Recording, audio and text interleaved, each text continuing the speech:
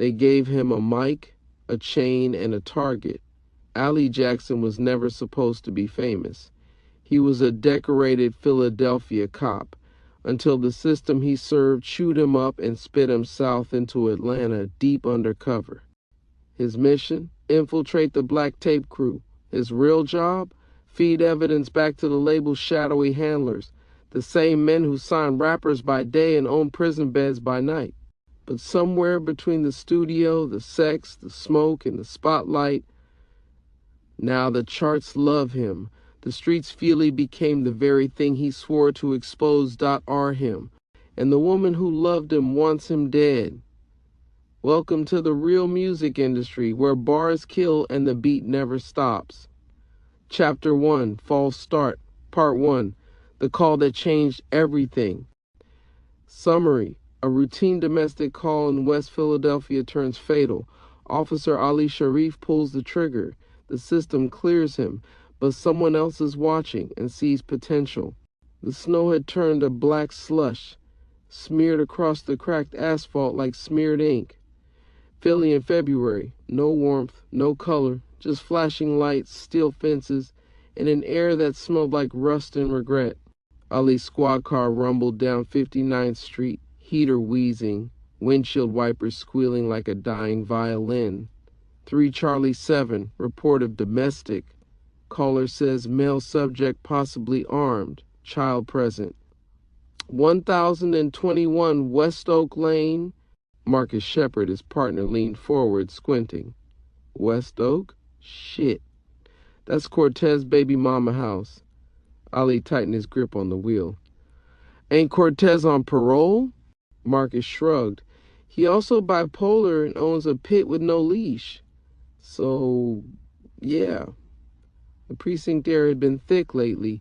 Budget cuts, IA reviews, and one too many funerals. Morale was a ghost. They turned onto Oak Lane. 2 kids scattered off the steps of the duplex. Christmas lights still hanging in mid-February, half burned out. Ali clicked the radio. 3 Charlie -7 on scene. Inside it was hot and silent. The front door was cracked, the kind of open that said someone was halfway through a decision. Ali stepped through first, gun drawn but lowered. Marcus followed, eyes sweeping. Philly PD, Ali called. Anyone here? A crash upstairs. Marcus nodded toward the steps and whispered, Go wide. I got high. Ali peeled off toward the kitchen. The counters were cluttered. Half-eaten Lunchables, a capless bottle of Hennessy, a still warm baby bottle. Then thunder from the stairs. Ali turned just in time to see a teenage boy, skinny, wild-eyed hoodie hanging halfway off, charging down, something in his hand. Show me your hands, Ali barked. The boy froze, mid-step. The object in his hand flashed silver in the light. Marcus shouted behind him, Drop it now! The kid flinched. Ali fired. 2 rounds. Center mass. The boy slammed against the wall, slid down it. The thing in his hand spun across the tile. A wallet. The silence afterward was infinite. Marcus rushed in, already kneeling, hands shaking over the kid's chest. Shit, goddammit. Ali didn't move, just stared at the blood spilling out onto the linoleum like it had been waiting for permission. The IA room was colder than the street. Ali sat in a metal chair under fluorescent light, jaw clenched. Across from him, 2 suits, one in a bad tie, the other in no mood. Neither looked up from their notes. Why not use non-lethal? I saw something. I thought it was a weapon, yes. And you had a clear line of sight? He moved fast. I reacted. Were you afraid? I wasn't thinking about fear. The pen scratched paper. Officer Shepard supports your statement. Preliminary review suggests justifiable use of force. Ali nodded. Yes, sir. But his voice was hollow, like he was answering for someone else. Part 2, the offer. Hightower's POV introduced. Summary. From behind the glass, a silent figure watches Ali's hearing. Victor Hightower sees something no one else does. Orders are given.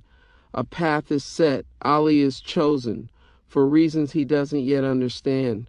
Victor Hightower had seen this story 100 times. Officer pulls trigger. Young man dies. Department scrambles. Union protects. Internal affairs pretends to care. Public outcry flares like a match, then fades into whatever the next tragedy brings. But this officer, Ali Sharif, was different. Hightower stood in a dark observation room, watching the interview unfold behind one-way glass. His hands were clasped behind his back, perfectly still.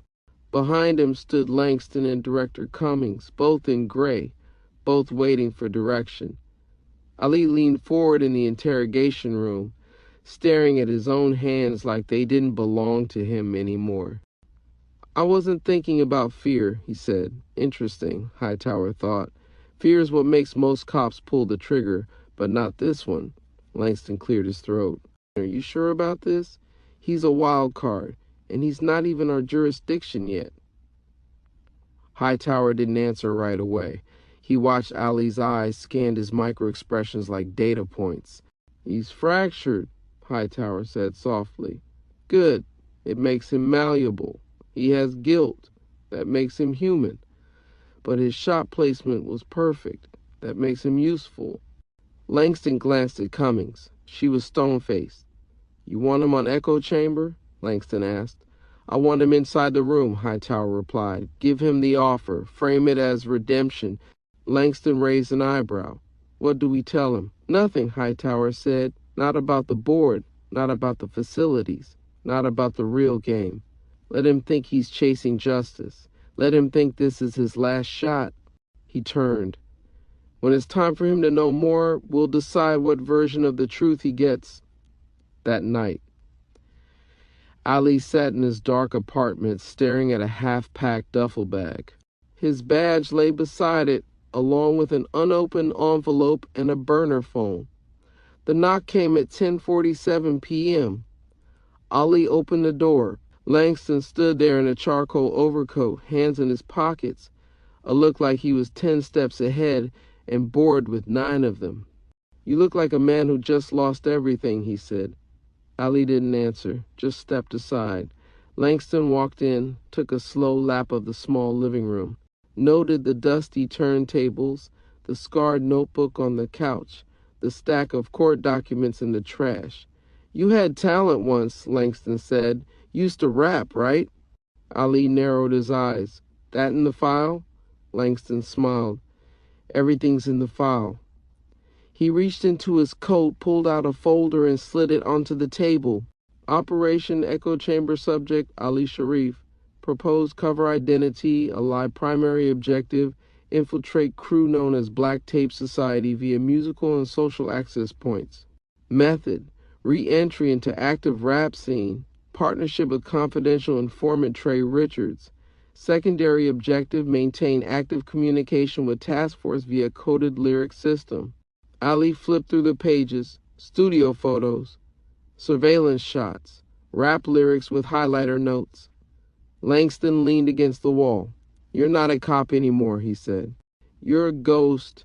Your job is to disappear into this world and come out with a story we can use." Ali stared at one of the photos. Kao, shirt off, arms out, mic in hand, surrounded by flashing lights and smoke. "And if I don't?" Langston shrugged. "Then you're the guy who shot a 17-year-old with a disciplinary cloud with no shield in a city that already forgot your name." Ali's jaw clenched.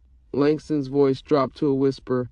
"Or you're the guy who goes viral, who spits truth wrapped in melody, who gets close, inside, trusted, and starts to build something bigger than a case." Ali looked down at the envelope. "Plane ticket, Atlanta, Chapter 1, false start, Part 3, burning the old skin. Naomi." Summary. The night before Ali leaves for Atlanta, he has a raw, emotional conversation with his girlfriend Naomi. She questions the mission and the world he's walking into. But Ali is convinced this is his last shot to fight for something real. She came over in silence. No text, no warning. Just the soft knock on the apartment door he knew by sound alone. Ali opened it to find Naomi in jeans and a heavy coat, scarf still wrapped around her neck. Her eyes scanned the empty room behind him, the half-filled boxes, the badge missing from its usual hook, the silence. She stepped in without asking. "You packing like you ain't coming back," she said.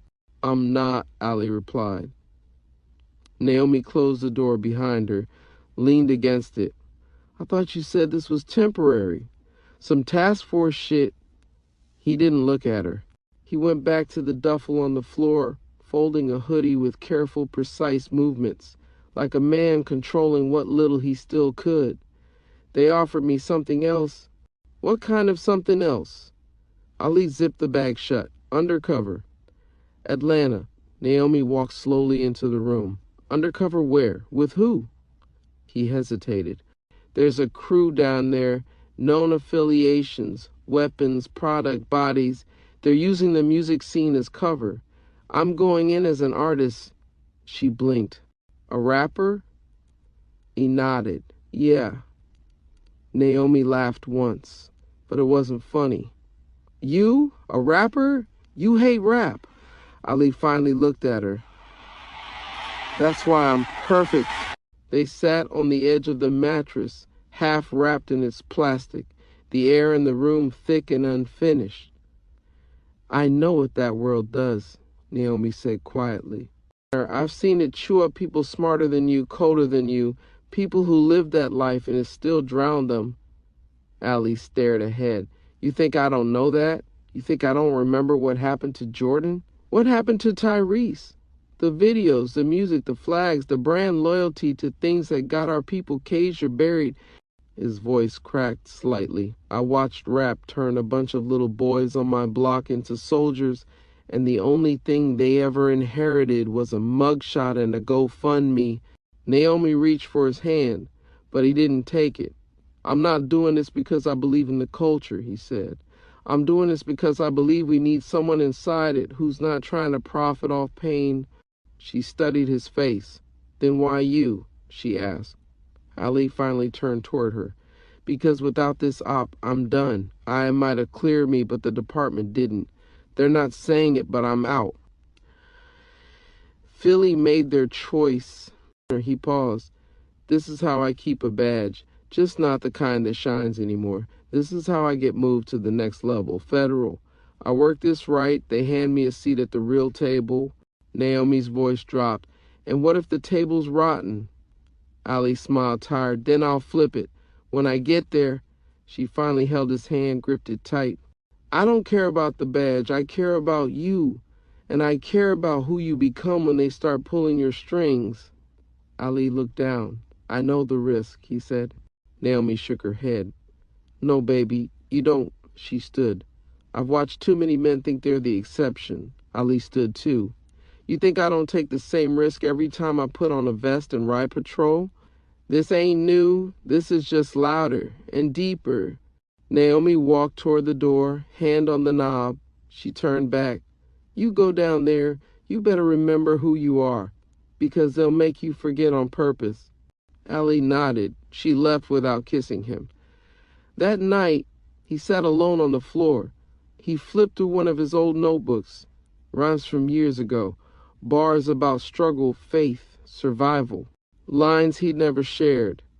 Now they were his only armor. 6:37 a.m.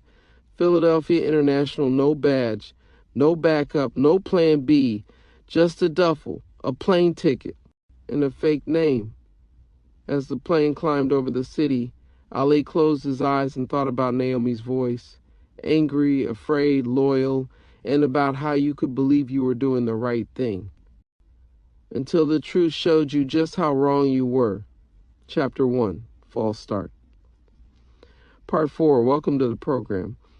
Summary: Ali arrives in Atlanta under his new identity. Director Cummings delivers the rules of the game and prepares him to meet Trey Richards, a confidential informant with a checkered past. Ali's first test isn't in the streets, it's in the booth. Atlanta didn't greet him, it didn't care. The plane touched down just after sunrise, sliding onto the wet tarmac with a sigh. Hartsfield-Jackson Airport yawned around him. all steel and hums and fast-walking people glued to phones. Ali stepped off the jetway into a city he never lived in, wearing a name that didn't belong to him. Alan Ali Ward, age 31, born in Baltimore, grew up around noise, moved quiet, self-taught, self-made, low-key genius with a pen, no priors, no college, just one demo that never dropped until now. At least that's what the file said. She met him at the curb, black Suburban, windows tinted dark like secrets. Driver's side door open, and Director Cummings stepped out like she owned the air. Plain charcoal suit, hair buzzed close, no jewelry, no greetings. "You're not in Philly anymore, Sharif," she said, popping the rear door open.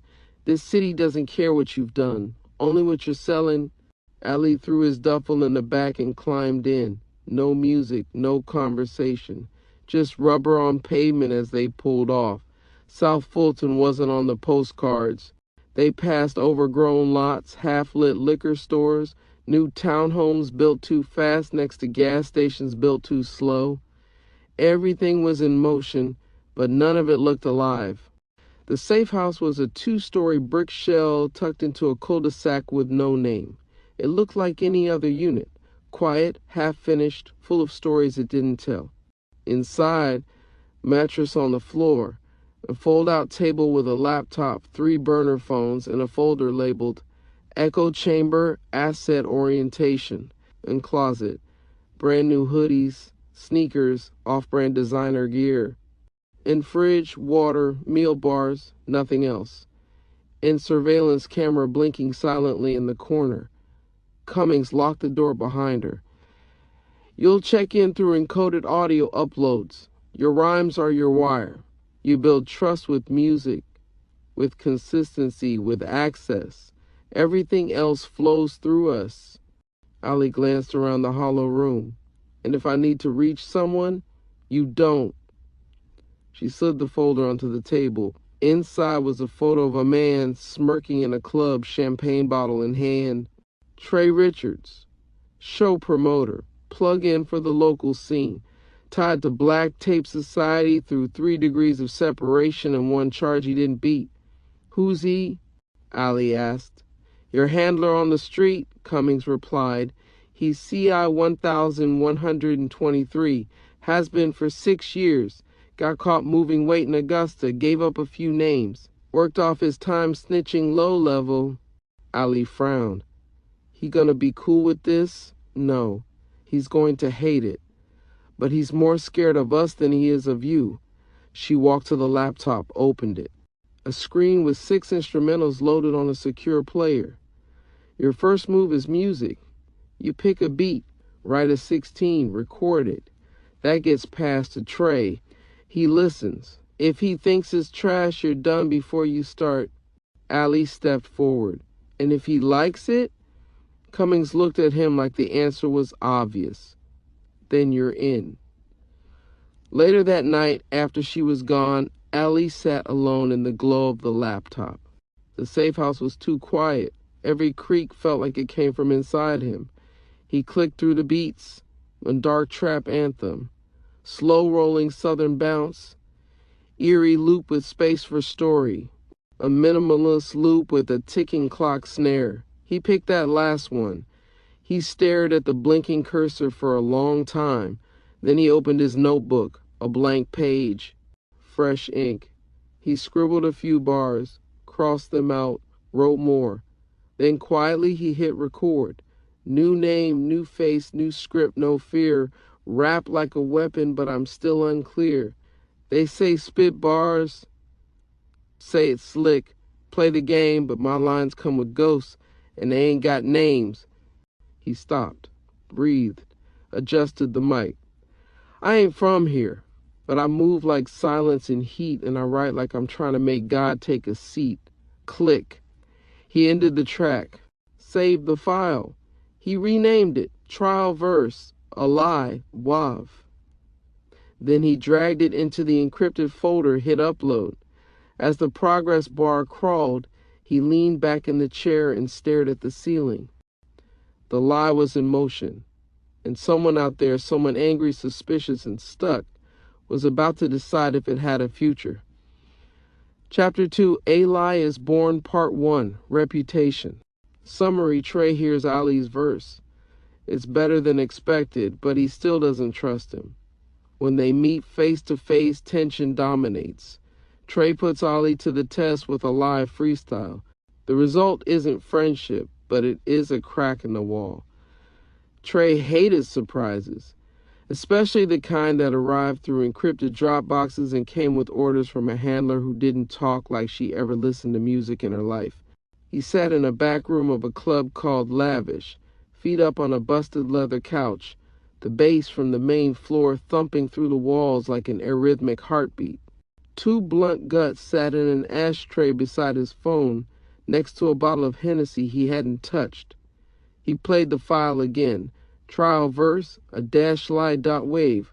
Same 16 bars. Same voice. Too calm, too focused. Like the guy wasn't trying to be heard, he was trying to convince. I ain't from here, but I move like silence and heat, and I write like I'm trying to make God take a seat. Trey exhaled hard through his nose. He wasn't sure if it was dope or dangerous. The voice didn't sound hungry, it sounded ready, and that bothered him. When Mrs. knocked and pushed the door open, Trey minimized the window. She wore stacked lashes, long locks pulled into a blunt ponytail, and a sweatsuit that cost more than Trey's last plea deal. "You've been quiet," she said. "Enjoy it while it lasts." She laughed and snatched a swig from his bottle. "You still trying to fill that open slot for the Cypher Friday?" "Maybe." Mrs. narrowed her eyes. "You found a voice?" Trey shrugged. "Might have. Don't know if he's real yet." She raised a brow. "Usually don't care. Long as the verse hit." Trey didn't answer. She left it at that. When the door clicked shut behind her, he pulled out the burner phone, typed, "He better not be soft in person." The next morning, Director Cummings messaged him one word confirmed, followed by a pin, East Point, noon, no introduction, no questions, just the location. The lot looked like it used to sell used cars, or sell something that used to pretend to be cars. Now it just held weeds and 3 parking blocks. Trey stood in the middle, hoodie up, arms crossed, one Air Force untied on purpose. He saw the man walking toward him before the man saw him. Ali wore a gray crew neck, black fitted cap, and black jeans. No jewelry, no posturing, just a quiet confidence in his walk that made Trey's stomach turn. He hated that kind of calm. It usually meant a person didn't expect to bleed. "You the drop?" Trey asked. Ali nodded once. "You don't talk much?" "Only if the mic's hot." Trey smirked. "Cute." "You write all that Baltimore raised, block trained, Fed safe shit yourself?" Ali didn't flinch. "You think it sounds fake? I think it sounds rehearsed." Trey stepped closer. "And I hate rehearsed." Ali didn't break eye contact, then press record. The studio Trey brought him to was on the edge of College Park, tucked behind a smoke shop and a beauty supply store. The security gate had a hole in it big enough for a medium dog, and the building smelled like heat and carpet mold. Inside, the space was stripped down. One couch with stuffing showing, a single mic stand in a closet-sized booth and laptop with a cracked screen, the beat folder labeled "Fresh Cuts" in all caps. Trey pulled up a beat without a word. No warm-up, no rundown, just a nod.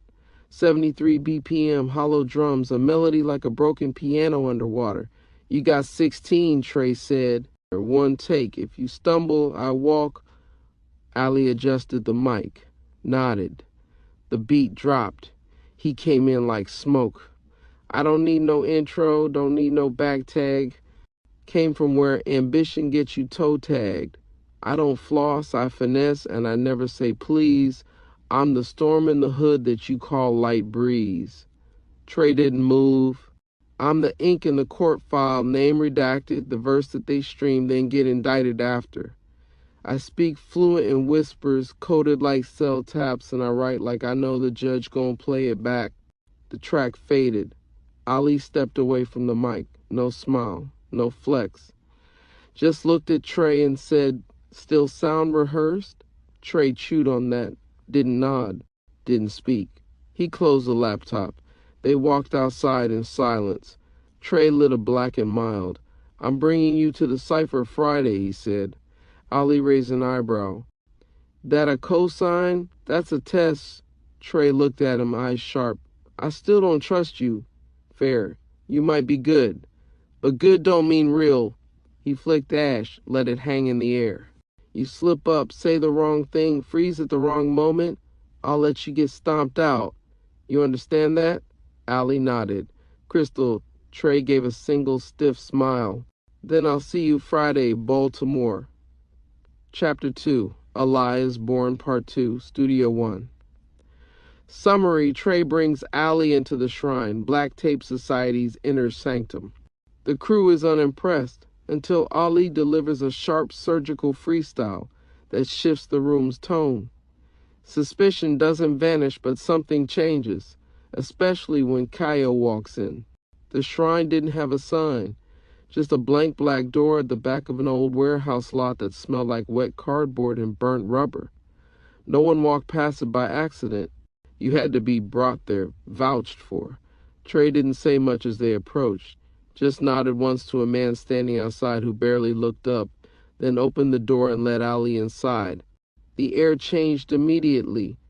Dim red bulbs buzzed from track lighting. Soundproof foam soaked into the walls like matte black moss. A faint thump echoed from the next room. Someone was laying vocals behind a closed door. Trey led Ali down a short hallway with worn carpet and a gold plaque that read simply, "The Shrine." Inside the main room, 3 couches, a wide glass booth, 2 mixing boards, and a whole lot of silence. The crew was already there. Mrs. sat on the back of the middle couch, long acrylic nails drumming on her thigh. She wore dark lipstick, a crop top with future ghosts stitched across the front, and black locks pushed into her curls like a crown. Her eyes cut straight to Ali. Ghost leaned in the corner near the booth, black cargo jacket, ski mask pulled halfway up, arms crossed. No words, just eyes. Low down was stretched out on the far couch, hoodie halfway off, gold fronts flashing as he laughed at something on his phone. Trey gestured with his chin. "Baltimore. Goes by a lie. He just touched down. I'm giving him a shot." Mrs. arched an eyebrow. "That a favor or a dare?" Trey said nothing. Lowdown sat up. "This the one from the verse? You ain't say he looked like a substitute teacher." Mrs. grinned. "He too clean. Either he broke or he bluffing. Either way, I'm bored." Ali just stood there, hands in his hoodie pocket, calm, measuring the room. "I spit if that's what y'all need," he said. "If you just want noise, I'll head back to the airport." Ghost finally spoke, voice low and flat. He talked like a documentary. Low down laughed hard. "You better got bars, Mr. Ken Burns." Mrs. waved a hand at the engineer. "Run a loop. Let's see if he bleed." The beat was slow and brooding. No hook, no melody. Just a bass line that crept like headlights on a dark street and drums that hit like footfalls. Ali stepped up to the mic. Didn't ask for levels. Didn't flinch when the red light turned on. He let the beat loop once, then opened his mouth. "I don't flex. I fade in, like the first chill of war, quiet type, but I write like I'm breaking the law. Got a voice like the whisper from a tapped phone line, and a mind like a map of who ain't crossing mine.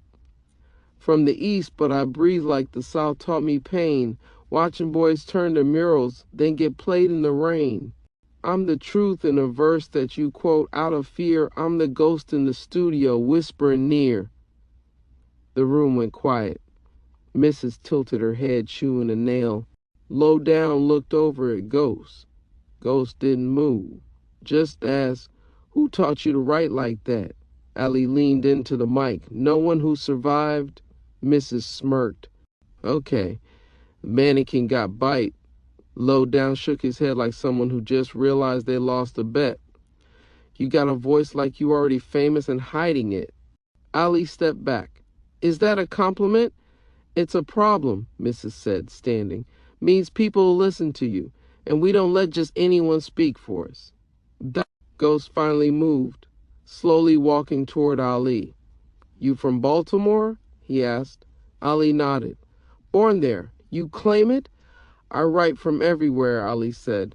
But pain got a similar accent no matter where it's born. Ghost stared a second longer, then nodded once and walked away. That's when the door opened. No knock, no announcement, just a shift in the room's gravity. K.O. walked in, gray tee, chains tucked in, hat low, dreads twisted back. No entourage, no posturing, just presence. Everybody in the room adjusted, eyes down, spine straight. Even Mrs. moved off the couch like a shadow shifting position. K.O. didn't look at anyone at first. He walked straight to the control desk, tapped the playback button. Ali's verse played again. K.O. stood there, hands in his pockets, listening, eyes closed. When it ended, he didn't speak to Ali, didn't look at him. Just turned to Trey and said, book him for Friday. Let's see if he can bleed in front of a crowd. Then he left. Chapter 2, Part 3, The Show Test. Summary. Ali joins Trey at a street cipher in South Atlanta, not to make noise but to make contact. His goal is simple: gain deeper access to the Black Tape Society by impressing them publicly. The crowd doesn't need to love him, they just need to believe he's real. Ali keeps his performance clean and coded. Trey watches closely. So does K.O. silently from the shadows. The first layer of access is granted. The smell of charcoal smoke hit Ali first, then the music. It bled from busted speakers balanced on plastic crates. No stage, no lights, just a circle of bodies pressed close in a weed-laced backyard behind a closed barber shop on the south side. Cheap beer in red cups, chicken on the grill, unfiltered voices on an open mic. Trey parked 2 blocks away and walked Ali in through the back gate. No fanfare, no preface. Just a short nod as they pushed through the crowd. This is the cipher, Trey muttered. This where noise becomes name. Ali scanned the people, mostly young, mostly loud. Some were rapping, others laughing, others just circling like vultures waiting for a slip-up. No security, no cameras, just concrete, sweat, and momentum. Exactly the kind of place where real affiliations slip through the cracks. A kid with twisted dreads was on the mic, rapping over a beat being looped live off someone's phone. He was yelling every bar like it owed him rent. The crowd roared. He passed the mic to the next. Ali stayed on the edge, letting the sound and slang wash over him. He watched who people laughed at, who they saluted, who they ignored. He wasn't here for a moment. He was here for a pattern, a map of the crew. And tonight that map was shaped like a cipher. Trey leaned toward the guy running the beat and said something under his breath. A minute later, the DJ cut the music. Trey stepped into the middle. This next one from out the north, B. Moore side, said he got pain in a verse, said he wants smoke in a whisper. Y'all be the judge. A few people jeered. Someone laughed. He better not be lyrical, bruh. Ali stepped into the circle. No posturing, no gestures, just presence. He didn't want applause. He wanted access. The beat started, low, moody, sparse, and Ali let it breathe. He didn't smile, didn't shout. He passed the mic before the beat even dropped again. The reaction wasn't loud, it was still. Mrs. sitting on a porch rail raised an eyebrow. Ghost crossed his arms. Low down tapped the side of his cup. A girl near the back whispered, he too calm. He either real or wired. Ali caught the whisper, but didn't flinch. He had done enough. Trey met him at the edge of the yard, chewing on a toothpick. He didn't smile, just said, You ain't soft. That's a start. Ali nodded. I ain't here for hugs. Trey paused a moment, then leaned in just enough. You say you from Baltimore, he said, but you rhyme like you studied Atlanta before you landed. Like you been briefed. Ali met his eyes. Maybe I just pay attention. Trey didn't answer. He looked away. Behind them, near the chain-link gate, Kaio stood still in the dark. No entourage, no jewelry, no grin. He hadn't clapped. He hadn't blinked. But he had watched every second of Ali's verse. Trey noticed. That's good, he said. He's seen you now. Ali didn't ask what that meant. Trey lit a cigarette and added, just don't mess this up. 'Cause if they let you in, that's when the real test starts. Excellent. Now continuing directly into Chapter 2, A Lie is Born, Part 4, Blood in the Booth. Summary, Ali records a track with Mrs. and Low Down, his first official session with members of the Black Tape Society. His goal remains strictly operational, blend in, earn trust, get closer to KO. But as he moves deeper into their world, another story unfolds in rooms far above him, where Cummings and a shadowy board of federal and label executives manipulate narrative and culture to secure convictions and fill beds. The studio smelled like sweat, weed, and something citrusy burning in a glass ashtray. Low Down was already tipsy, slumped across a studio chair with his feet up on the couch. Mrs. sat behind the mixing desk, twisting knobs with one hand and texting with the other. The monitors bumped a menacing beat on loop, dark horns and slow lumbering bass. Ali sat quiet in the corner, hood on, notebook half open. Cold ink, Low Down had called the track. Just bars, no chorus, no hook, a flex anthem, pure verbal warfare. Just say whatever the fuck, feel like armor, Mrs. told him. Ali nodded like he understood, but he didn't write about armor. He wrote like he was bleeding through Kevlar. Still, this wasn't the moment to second-guess his approach. He was in the room. That was the assignment. He stepped into the booth on the second loop. The beat was moody, spaced out, no clutter. A perfect canvas to disappear on. Ali waited, headphones on, watching Mrs. through the glass. She gave him the cue. He started, I ain't from this dirt, but I blend like it raised me. Wrote my life on cement, let the city engrave me. I don't stunt, I maneuver, don't bark, I listen. Only speak when the silence start acting suspicious. Her pain taught me quiet is the loudest decision. They flash for the gram, I flash for precision. Loyalty ain't ink, it's breath you ain't spent, and my name don't float, 'cause my word pay rent. He stepped back, let the air settle. In the booth, silence always said more than claps. Mrs. looked up from the console and raised a brow. He came in talking scripture. Low Down grin. Yeah, that's jail talk. You gotta know silence to write that. Ali exited the booth and sat down again, heart steady, mind wired tight. Then his burner buzzed, face down on the table. He knew the rhythm of that vibration. Cummings. He tilted it just enough to read the screen. Cummings. Slipped something in about extended clips, just flavor, local slang. Let them echo it back. Ali's throat dried, not because he hadn't considered it, but because this made it official. The lyrics were part of the wire now. He didn't hesitate long. There were rules, orders. His job wasn't to provoke, his job was to observe who bit, to see who was really about what they said. Back in the booth, he re-entered without a word.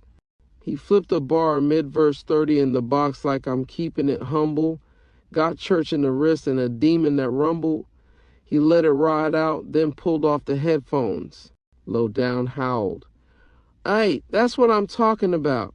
Little Bible, little blicky. Mrs. rewound it. Twice, then looked over her shoulder. You from Baltimore, huh? Sound like the South adopted your voice. Ali kept his reply short. Payne don't got a zip code. They both nodded. No one questioned him. That was all he needed tonight. 3 states away, in a room without windows, the real mission played out.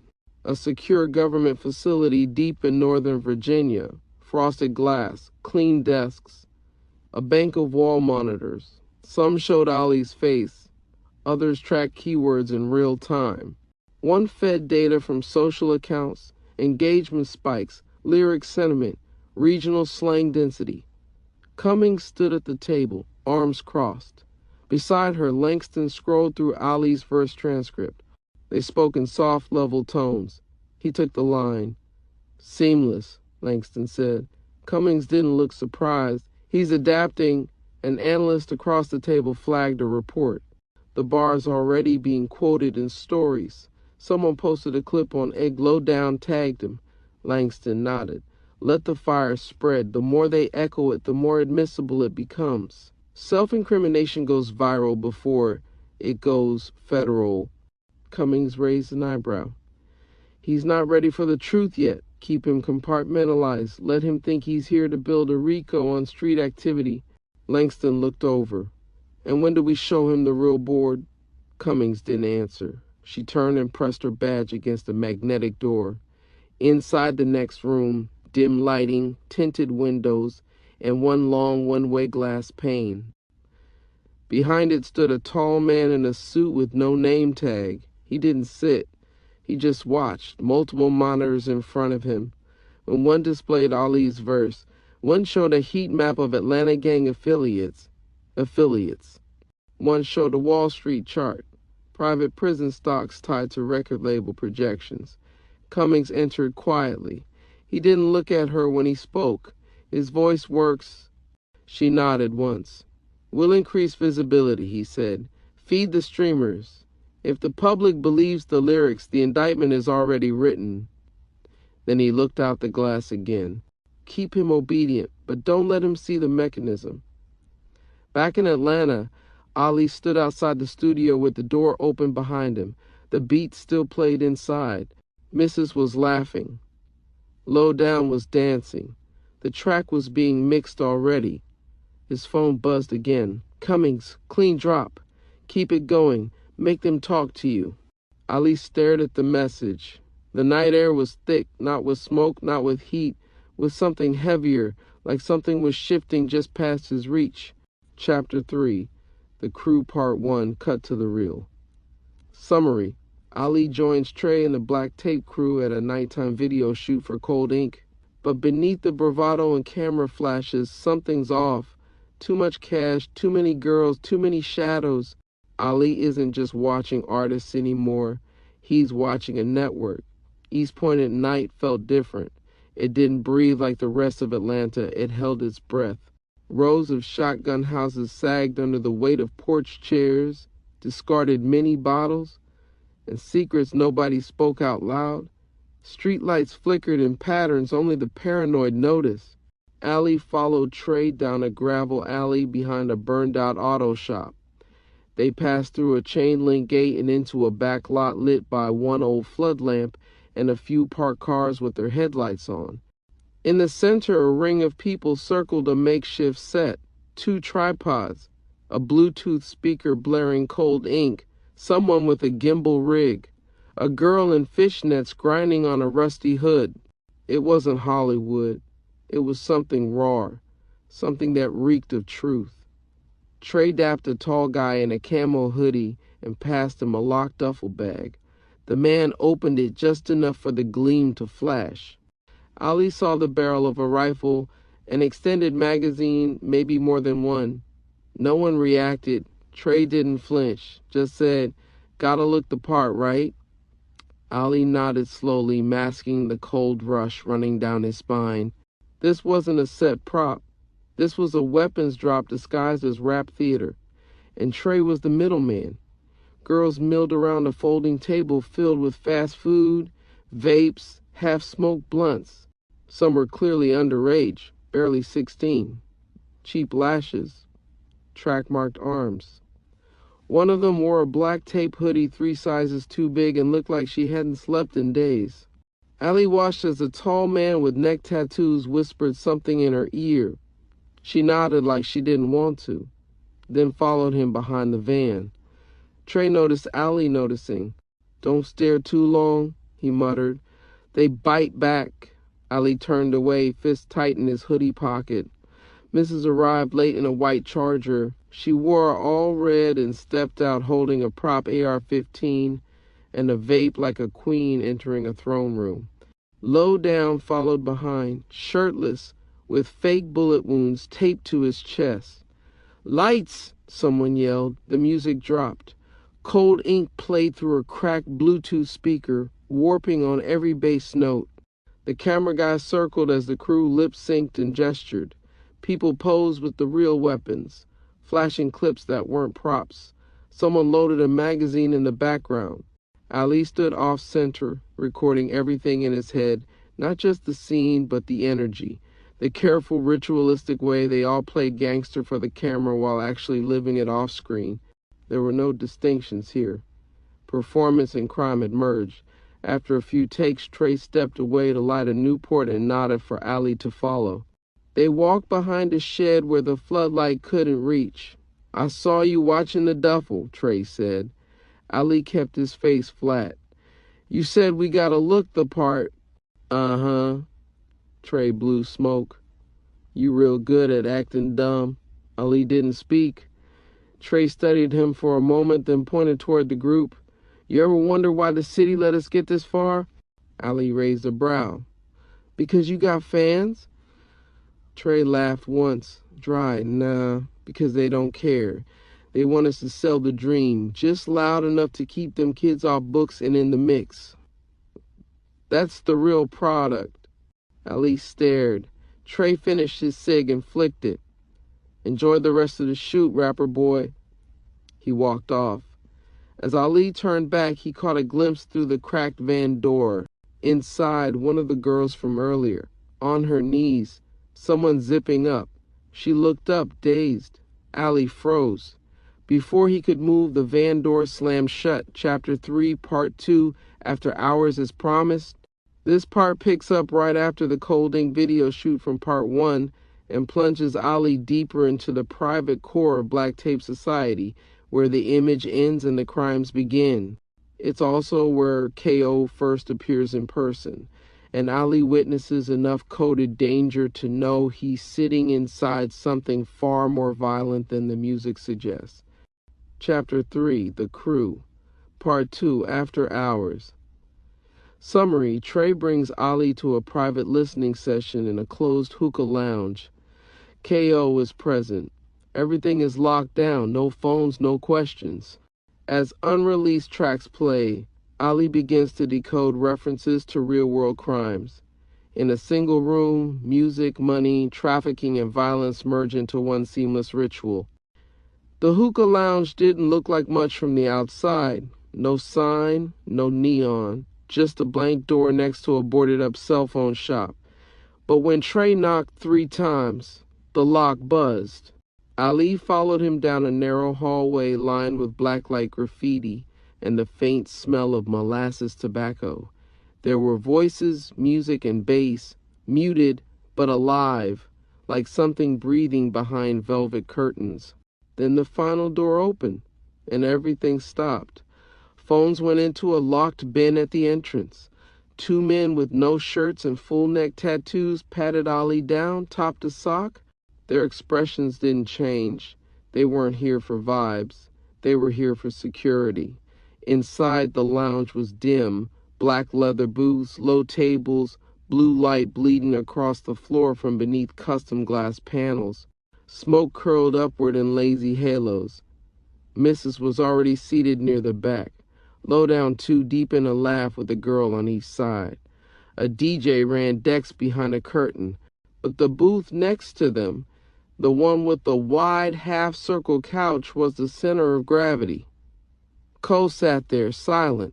Ali clocked him in pieces, in diamond earrings tucked beneath a black scully. But gray joggers, white tee, no chains, no flash, just eyes. Calm, steady, unreadable. Next to him, a girl barely 17 maybe, hood up, makeup too heavy, eyes glassy. He handed her a water bottle without saying a word. She took it and leaned into him like a stray dog that had learned affection at a price. Trey nodded for Ali to follow and led him to a corner couch across from the DJ booth. The first track dropped. It was new, untitled. The beat pulsed like a slow heartbeat, low horns, heavy kick. Then came Lowdown's voice, slick and taunting. I don't talk about nothing on the line. If I mention a drop, that means somebody dying. Said I ain't active? Boy, stop lying. I front-loaded caskets and doubled my signing. The crowd nodded. Some smiled. Ali didn't. He heard too much in that line. There had been a double homicide in Mechanicsville 2 weeks ago. A trap spot flipped at 3:18 a.m. There were no survivors, no suspects, no leads. But the verse mentioned front-loaded caskets. In the wiretap world, that wasn't metaphor. That was admission. He sat back and didn't move. His heart beat against his ribs, but his face never changed. Next track, Mrs. Now. Her voice was sharp, controlled. I ain't do the dirt, I just booked the suite. If the girl don't dance, she still move feet. Westin lobby, one call, 5 freaks, studio lit. Ain't none of 'em 18. Someone in the room laughed. Ali's stomach dropped. This wasn't coded, this was a map. Girls, studio, hotels, movement. Sex trafficking, hidden behind a beat. Trey leaned over, eyes never leaving the speaker. You hearing it now? Ali gave a slow nod. Yeah, I'm hearing everything. Then Kale finally spoke. Just 2 words. Next one. The DJ switched the track. A new instrumental loaded up, dark synths over choral hums. Ali didn't recognize the voice that came in next. It wasn't Mrs. Not Lowdown, not even Trey. It was Ko took pain, made songs, took deals, made threats, took silence and built pyramids out of regrets, got youngins who don't know how to write, but know how to turn hotel beds into night flights. The room got quiet, like even the shadows wanted to hear it. Ko leaned forward, barely moved, barely blinked. You make money on trauma, you learn not to flinch. You make legends in studios and coffins by inch. Ali listened, really listened. This wasn't rap, this was ritual, a confession folded into cadence. Cummings had told him if he raps it and it's real, it's admissible. But in this room, it wasn't just admissible, it was worshipped. After the third track, Ko stood and left the room. No words. No nods. The girl followed him. The door closed behind them. Ali stayed another 20 minutes, letting the room blur around him. Bottles, smirks, inside jokes. He said nothing, just filed away every lyric, every glance, every name dropped between bars. Then Trey tapped his shoulder and nodded toward the exit. Come on, that's enough for tonight. You heard what you needed. Ali stood. More than I wanted. Chapter 3, The Crew. Part 3, Heat Check. Summary recap. After witnessing how deeply violence and trafficking are baked into Black Tape's operation, Ali turns to the only tool he can still trust, his own voice. He records a song that feels nothing like the crew's usual fare, emotional, vulnerable, melodic. It doesn't just resonate, it spreads like a virus, and it catches Ko's attention before any feature gets. Recorded, Ko picks Ali up for a ride in a black Lamborghini. It's not a favor, it's an interrogation. The beat was already in his head when he left the lounge that night. It didn't thump, it ached. Ali had seen enough to report a dozen felonies. But what good was that if none of it stuck? If none of it felt real to the people living inside it? He needed to speak on what he saw without screaming it. So he wrote, I ain't pitched work, just buried friends. I ain't ducked feds, just counted ends. No glorify, just testify on how I watched joy gentrify. Then he hit up Millie, a singer Trey had mentioned once. She pulled up in slides and a bonnet, sipping lemon water and humming runs before she even heard the beat. By the third listen, her voice settled into the track like a ghost finding its old house. Keep my prayers where the bullets sleep. Had to crawl out the basement to find my peace. They recorded the whole song in one night. Ali named it Basement Halo. He didn't say much to Trey when he sent the master version, but 3 hours later, Trey reposted it on his story with a caption, "He not one of us." But he got something. The city moved quick after that. A dancer used it for a slow reveal reel. A street poet recited the second verse over Instagram Live. A short clip of Millie on the hook at the church shoot cracked 10K in a weekend. By Monday, DJs were calling it therapy with 808 seconds. Even Mrs. admitted she had goosebumps. But it was Co who mattered. Ali made it clear he wanted to buy a verse. Trey hesitated, then made the call. 3 days later, Ali's burner buzz. Pin drop. No words, just the pin, a timestamp. 11:45 p.m. that night. He showed up behind a closed car wash off Cleveland Ave. The matte black Lamborghini Huracan idled in the lot like a panther breathing. The passenger door clicked open. Ali slid inside. Co didn't look at him, just pulled off into the street. No music, no entourage, no conversation. Just city lights sliding over the windshield and the deep hum of power beneath their feet. They rode for a full minute before Ko spoke. "You don't talk like the rest of us." Ali kept his eyes forward. "Talking too much gets people killed." Ko gave a tight nod. "Where you from?" "Philly," Ali said. "Kensington." Ko gave a slight smirk. "That's trauma real estate." Another beat passed. They hit a curve smooth as breath. "You ever done time?" Ko asked. Ali answered easily. "Caught a bogus charge when I was a kid. Didn't fold. Took the hit." Ko looked at him. "Not long, just enough." "So you loyal," then added, "or a good liar?" They turned onto a quiet stretch of road. Warehouses, chain fences, one dimly lit mural of a crying angel tagged over in silver spray paint. Ko eased into the silence again. Then, just before they turned into a private lot, "You know what I think? I think you either a poet who got tired of watching his boys die, or are you a Fed?" Ali didn't flinch, just stared ahead. Ko smirked again. "No smile. Either way, I ain't worried. 'Cause if you a Fed, you're smart enough to see I move different. I don't say shit in my songs I wouldn't tell my lawyer. You know that." Ali didn't respond, but his pulse had started ticking in the hollow of his throat. They pulled into a fenced-in compound with an attached studio. Unmarked, empty parking lot. All lights off but one over the back door. Inside, a small engineer was waiting, smoking and clicking through files on a laptop. No one else. Ali played Basement Halo. Millie's voice poured through the monitors, clean as prayer. Ko leaned forward on the couch, head low, eyes closed. He didn't speak. Then he stood up. "Loaded up. 12 bars. I'm not punching in." The engineer nodded. Ko stepped into the booth, took one breath, and gave them this. "Halo crooked, but it's still glowing. Made money off silence I ain't gotta be showing. Seen snakes with scholarships and killers with soul. If I ever said names, I'd be breaking parole. Got ghosts that I mentor and demons that owe me. My story ain't clean, but it's holy. I ain't faking a legend, I'm living the slow bleed. Say a prayer for the kids who ain't know me." He stepped out like it was nothing.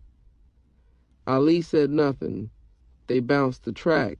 Ko drank water, then looked him square in the face. "Keep moving how you moving. Just know, if you are what I think you might be, I'm the wrong one to catch slipping. I say less than most lawyers." Then he walked out. 3 weeks later, Ali's burner lit up again. No name, no sound, just a time and a location. 2:43 a.m. warehouse, same place. He stared at the pen, then pocketed the phone. He was in now, not just close, not just connected. He was inside the system he thought he was investigating. And the further he walked in, the less sure he was who the criminal really was. Chapter 4, Loyalty Work. Part 1, Business Trips. Summary: Ali is brought deeper into the black tape circle, not just for music, but for movement. He's now on the road with them. He watches the exchanges, the silences, the rituals. This isn't just about rap, it's a logistics operation. Guns, girls, envelopes. Everything looks clean on the surface, but Ali is learning to see the shadows behind the performance. It was never a tour. That word would have implied structure, contracts, promo codes, fans with wristbands and security at the doors. This was something else.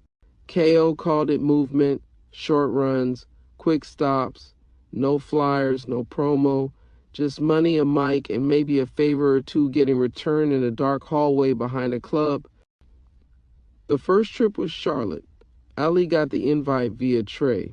Pack light, one hoodie, one fit for the show. Don't talk to nobody unless they talk first. You're not headlining, you're background. Ali understood. This wasn't about the music. They took 2 cars. KO in one SUV with Mrs. and Sly Baby. Ali in the second with Trey and Low Down. They left at sundown.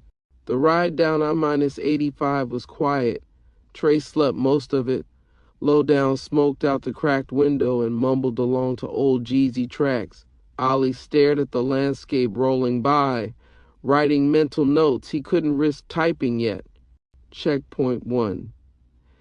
At 9:41 p.m., they pulled off the highway to a truck stop just outside Anderson, South Carolina.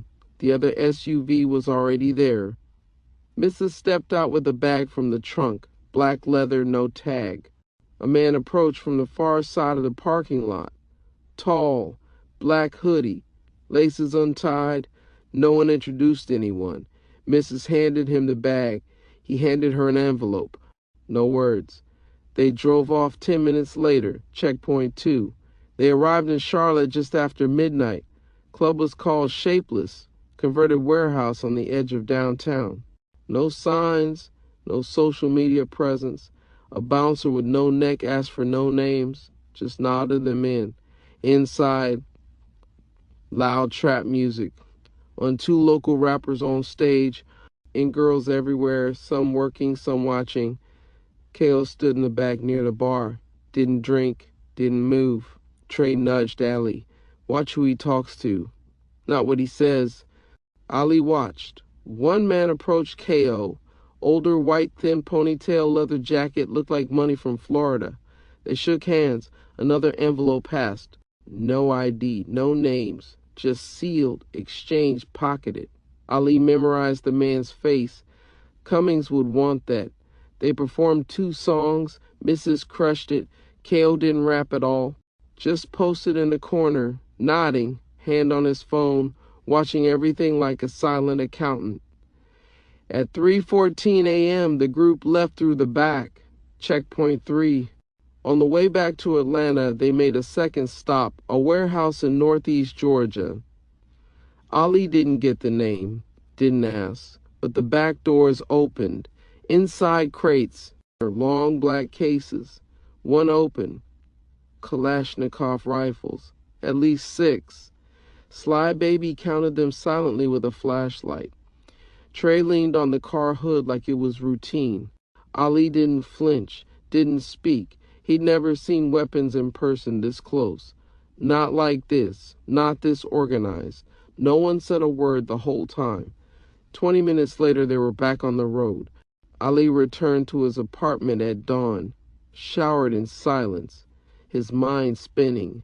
Then he powered up the burner Cummings had given him. Encrypted voice file. Playback ready. His whisper into the mic was almost steady. Confirmed hand-to-hand exchanges. Weapons cache, witness logistics in Charlotte. Warehouse transfer, multiple drops. Timestamp and faces pending visual verification. He paused. Then added, no one trusts me yet, but they keep letting me in. I think it's because I'm valuable, not invisible. The phone buzzed 2 hours later. Langston, short message. We need names, not just atmosphere. Ali stared at the screen. The atmosphere, he thought, was the whole effing in crime. Chapter 4, loyalty work. Part 2, the handler's pressure. Summary. After observing real criminal activity during the Charlotte run, Ali files a detailed report to his handlers, but instead of appreciation, he gets pulled into a cold clinical meeting with Langston Cummings and a silent federal observer. They want more, not atmosphere, not shadows, names, voices, confessions. Ali starts to realize that they're not just building a RICO, they're engineering something bigger. The motel smelled like wet carpet and pine disinfectant. Ali pulled into the lot at 11:03 p.m., the only car besides an old government-issue Crown Vic 2 doors down. The room number was already in his text. He didn't knock. Langston opened the door like he'd been standing behind it the whole time. Inside, the room was stripped bare, the curtains drawn, one lamp lit, table cleared. And behind that table, the man in the glasses. Ali had seen him before, at the early briefings, at the back of the soundproof glass during his recruitment. He had no name, never introduced himself. The Federal Observer, still dressed like a man in between offices, tie half loose, button-down demeanor, but still cold as granite. Langston gestured toward the empty chair across the table. Sit, Ali did. Cummings stood in the corner, arms crossed, eyes locked on Ali like he was waiting for a test to be failed. Langston sat across from him, folder in hand. Inside, transcripts, grainy photos, a burner log, printed timestamps. Your last report, Langston said, flipping. Weapons, unnamed transfers, visual IDs, one possible match to a previous trafficking suspect in Charlotte. He looked up. No smile, not even tension, just mechanical procedure. Useful, but not enough. Ali blinked once. You wanted eyes on the operation. I gave you movement. I gave you evidence of arms and distribution channels. Langston didn't raise his voice. We want names. On tape, conversations, confessions, lyric links, financials, metadata. He slid the folder toward Ali like he was handing him a syllabus. You're in now. We've given you credibility, local buzz, a buffer from departmental scrutiny, but you haven't returned investment. Cummings spoke up. You don't have forever. We have subpoenas half written. We've been ready to start flipping lieutenants since last spring. You're the holdup. Ali leaned back slightly. I'm still building rapport. You press too fast, you burn the asset. Langston raised a brow. That's funny. You think you're the asset? Ali didn't respond. Cummings stepped forward, more heated now. You think this is just about street crime? Just black tape? You think KO is just some rapper who got in over his head? Langston raised a hand. Cummings stopped. But the message had landed. The federal man finally spoke. His voice was soft, clear. You understand that your success here determines the trajectory of your future. Ali turned toward him. That a threat or a career opportunity? The man didn't blink. It's a pivot point. The people funding this operation sit in boardrooms far above your badge. They don't care about mixtapes. They care about influence. And you're proving to be uniquely positioned. Ali sat in that silence. What they weren't saying was louder than what they were. This wasn't just about evidence. This was about optics, about media, about amusing rap as a pipeline, not to convict criminals, but to control the narrative. Langston closed the folder. From now on, we need more than your perspective. We need your participation. Get in deeper, earn trust, get dirt. If KO starts to believe you're one of them, we win. Ali exhaled slowly. And if I don't, Langston smiled, you'll be remembered as an officer with potential. That didn't scale. As Ali stood and left the motel room, he caught one last look at the Federal Observer. Still seated, still watching him like a puzzle box he already knew the ending to. Chapter 4, Loyalty Work. Part 3, The Fall of Showtime. Summary recap. A black tape affiliate, Showtime, is found dead, execution style. While the crew reels from the sudden kill, we shift perspectives. For the first time, we hear Ko speak freely. In a closed-door moment with Mrs. Lowdown and others, Ko lays bare a philosophy rooted in survival, sacrifice, and secrets. What no one realizes, not even Mrs., is that K.O. is a federal informant himself, embedded with a different purpose. He doesn't answer to the crew, and he never did. Studio B, Westside Atlanta, midnight. The walls were sweating with bass from the other rooms, but in Studio B it was still. Ko sat at the mixing board, untouched blunt in his fingers, staring at the waveform on screen like it was a map to somewhere he'd already been. Mrs. sat with one leg over the other, quiet, hoodie half-zipped, eyes low. Lowdown leaned against the back wall next to a plugged-in but silent keyboard. RICO 3D was pacing in the booth like he was waiting on a verdict. No one said it out loud, but they all knew why the door was closed. Showtime was dead. Found 2 nights ago in the stairwell behind Lucid Lounge, back of the head gone, wallet untouched, chain still on. It wasn't a robbery. It wasn't a warning. It was a cleanup. Ko finally spoke, voice calm, no emotion.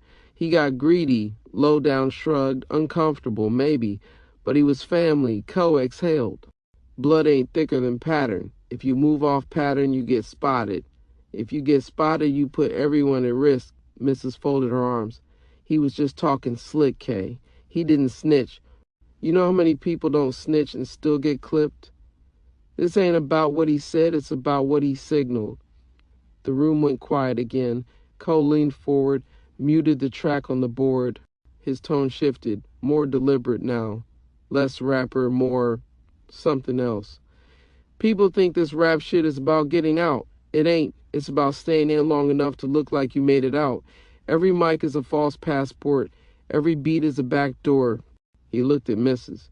You think we got a label deal 'cause we lyrical? You think them white folks upstairs care about punchlines? She didn't respond. They signed us to fail, on schedule. It's cheaper to pay us than to police us. They get points off the streams and the funeral. Lowdown stepped in, uncomfortable now. That ain't news, K. We been knew that. Nah, K.O. said, eyes narrowing. Y'all think you know, but you still playing like this is just music. It ain't music, it's surveillance. He tapped the board. They listen to our art like it's court testimony, and we still out here making mixtape confessions. Mrs. lit a cigarette with shaking fingers. Then why are we still doing this? Because we broke, Ko said, and because we want some control, even if it's illusion. There was a long pause. Then Lowdown asked what none of them had dared yet. You think the new boy's wired? Ali Ko didn't flinch. I think he's watching. I think he's trying to make sense of a language he doesn't speak yet. Lowdown narrowed his eyes. So what we doing? Testing him? No, Cole said. We're showing him. Let him get close. Let him see what this game really is. And if he is a Fed? Mrs. asked quietly. Cole took a long pull from the blunt, held it, exhaled. Then he'll have to choose what kind of cop he wants to be.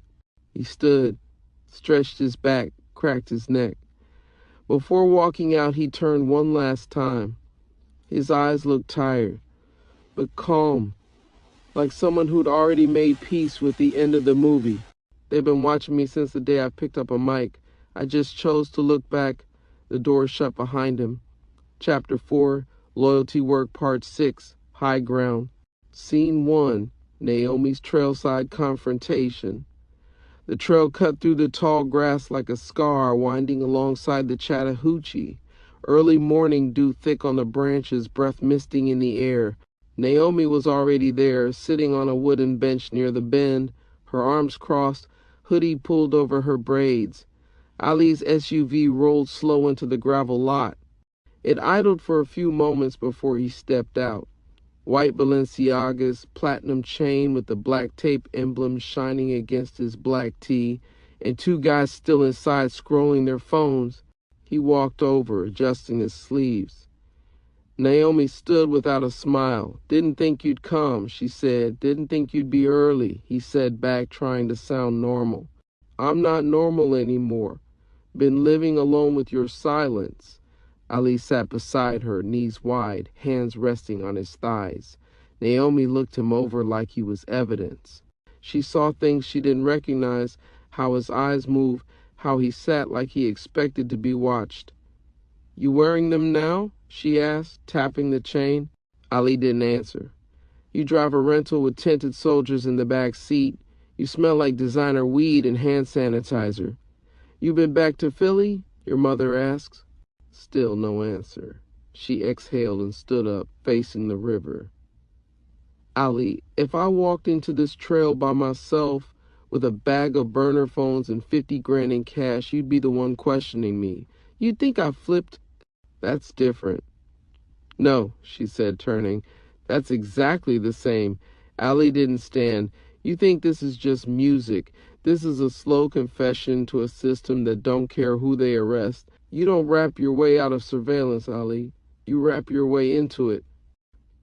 I'm doing my job, he said. I'm building a case. You're building an indictment, and you're writing your own name in it. Naomi finally softened. You were my man, Ali. You were a good cop. And now? She shook her head. Now, I don't know whether to hug you or warn you. Ali looked away. His phone buzzed. She saw it in his eyes. He was already gone again. You can't have both lives, she whispered. Pick one. She walked back to her car. He never called after her. Scene 2, Mrs. and K.O. The street heat. Back at the compound, Mrs. stood at the kitchen island of the studio's back lounge, sipping from a black coffee mug with chipped gold trim. She didn't look at K.O. when he walked in, just dropped a folded piece of paper on the counter. People talking, she said. Ko raised an eyebrow. Showtime's ghost got a mouth, she added. They saying someone in black tape feeding law boys. K.O. opened the paper. It was a printed Instagram thread, screenshots of forum posts and burner accounts, long paragraphs connecting dots, naming suspects. Ali's name came up twice. Of course they think it's him, K.O. said. He ain't from here. He moved too quiet. Don't chase hoes. Don't brag about bodies. Exactly, she said. K.O. poured himself a shot of Don Julio. I'm gonna see how quiet he stay when the clip runs dry. Mrs. watched him carefully. He ain't Showtime. You test him wrong, he might shoot you. If he does, Ko said, down in the shot, I'll know he real. Scene 3, studio ambush. Ali's forced kill.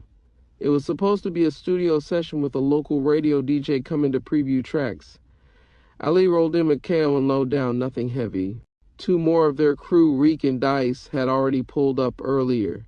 The studio lot sat beneath a broken security light, and behind the building was a shortcut to the liquor store. They never made it inside.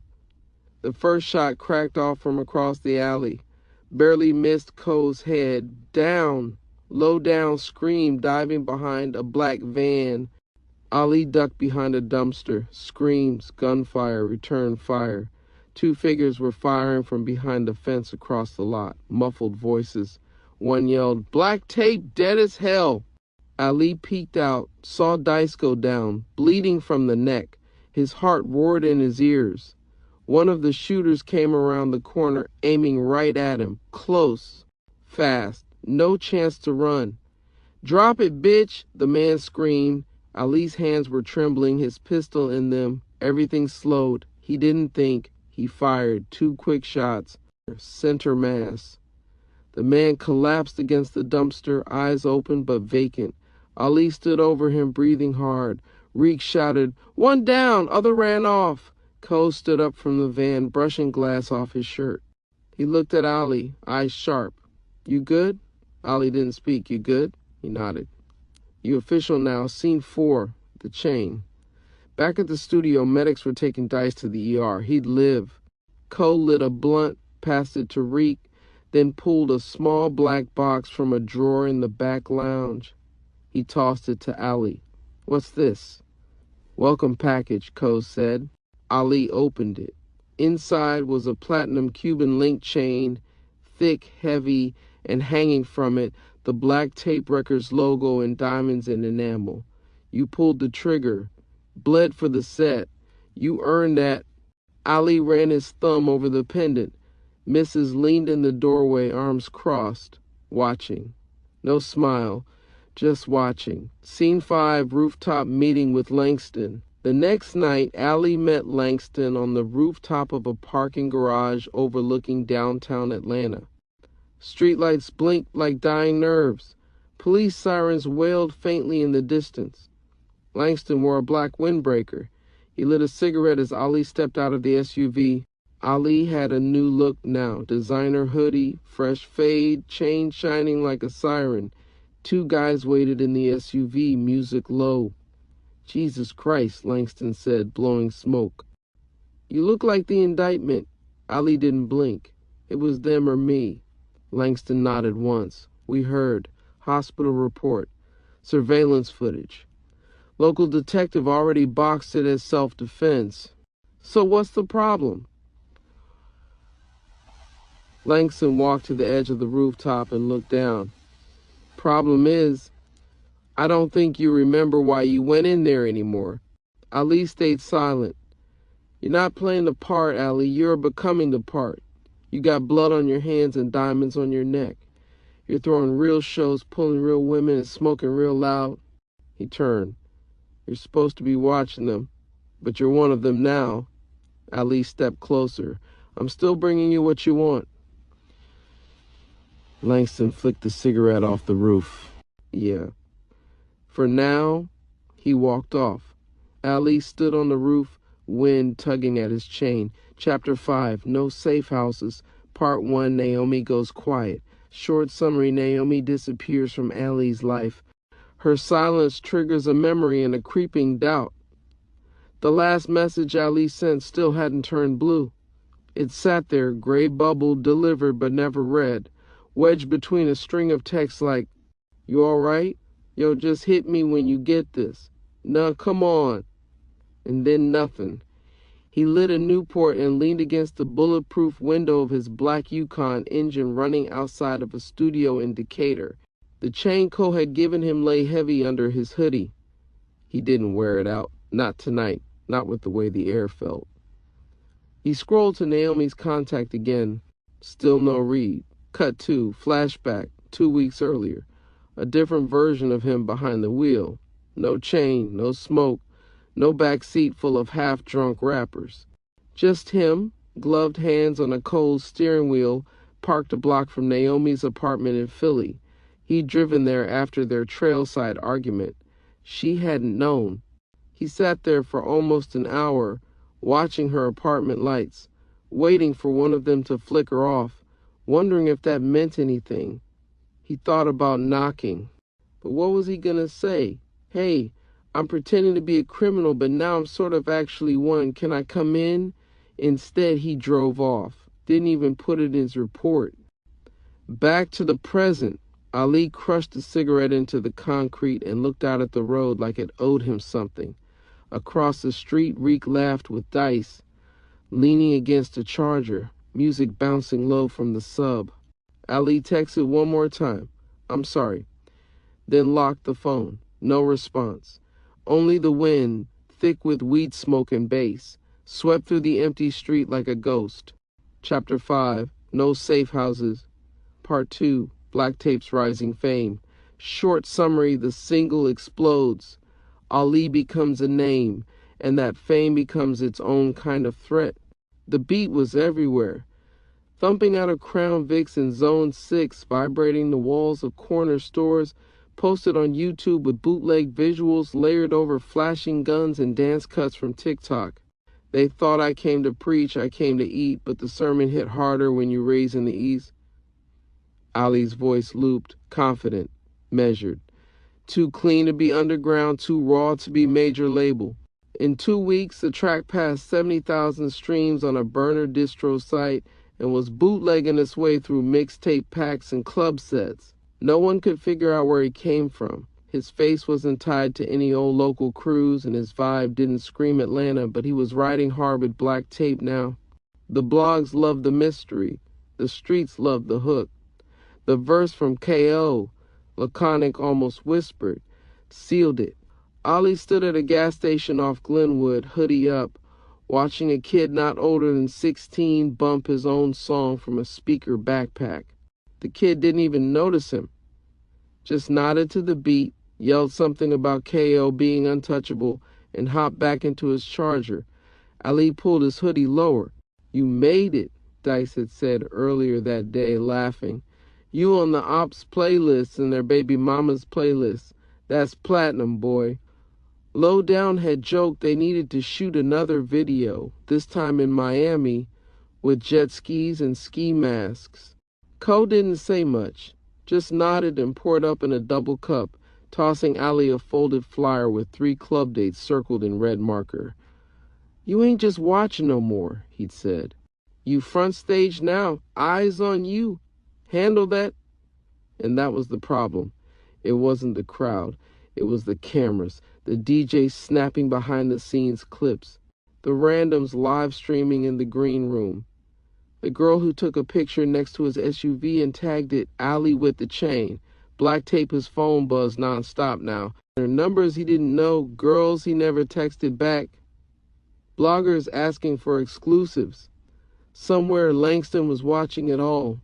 And somewhere else, someone else probably was too. Ali glanced at a billboard as he passed the boulevard. It had a local artist on it, flexing with his label in small print at the bottom. We own the sound. Ali shook his head. It didn't feel like ownership. It felt like tracking tags on a cattle line. Part 3, Ali's new layer of paranoia. Summary, Ali begins to mentally unravel. The pressure from both sides, the streets and the badge, starts to fray him. He's seeing things, hearing things, and trusting. The apartment was too quiet, too sterile for what he'd seen, too clean for what he'd done. Ali lay on the couch in joggers and socks, shirtless, staring at the TV with no sound. A muted music video played on BT Jams, some kid dancing with 3 chains and a neon ski mask. The captions didn't match the lyrics. His right foot tapped a nervous rhythm against the hardwood. His pistol sat on the coffee table, magazine loaded but chamber empty, just how he liked it now. The studio ambush wouldn't leave his head. Not the sound of the shots. Not the face of the man he dropped. Not the way Cole slapped his shoulder like he just made varsity. He hadn't rapped since. Hadn't written either. Every time he tried, his brain just echoed gunshots. Scene 2, strange car on the corner. For the second night in a row, the black sedan was there. Parked across the street. Lights off, tinted windows. No one got in, no one got out. Not since 11:34 p.m. Ali checked the time again. 2:27 a.m. He stood behind the living room curtain, breathing shallow, watching. He held the pistol loose in one hand, safety off, thumb along the slide. Could have been KO checking up. Could have been Langston. Could have been someone else. He didn't move, just watched. And the car watched back. Scene 3, sleeping with the gun, he slept with it now. The pistol rested beside him on the nightstand, its cold steel a kind of prayer. Every creak in the walls made him sit up. Every footstep in the hallway made him lift the weapon and stare at the door. Twice that week he dreamed of Naomi standing in the doorway calling his name. Both times she was holding a badge, and both times he woke up crying and gripping the Glock. Scene 4, subtle shift in the studio. At the studio 2 days later, something shifted. Ali walked into the side lounge behind the booth and the room got quiet. Not silent, but sharp. Tension disguised as laughter. Low Down stopped mid-sentence and smiled too quickly. Oh, what's good, bruh? You just missed Cole. Reek nodded from behind his phone, eyes slow to blink. Ali didn't respond. Just dropped his backpack by the couch, sat down, and pulled out his phone like he didn't see the glances pass between them. No one said it, but they were thinking it. How come dude keeps surviving? Why he always around but never really in the dirt? Why is he asking questions like he from the label, not the block? Ali opened a blank notes app page, typed 3 words, then deleted them. Scene 5, quiet call to Langston at 1:43 a.m. Ali walked to the rooftop of his apartment complex with the burner phone Langston gave him on day 1. He leaned against the fencing, watching the city blink below. The phone was cold in his hand. He dialed.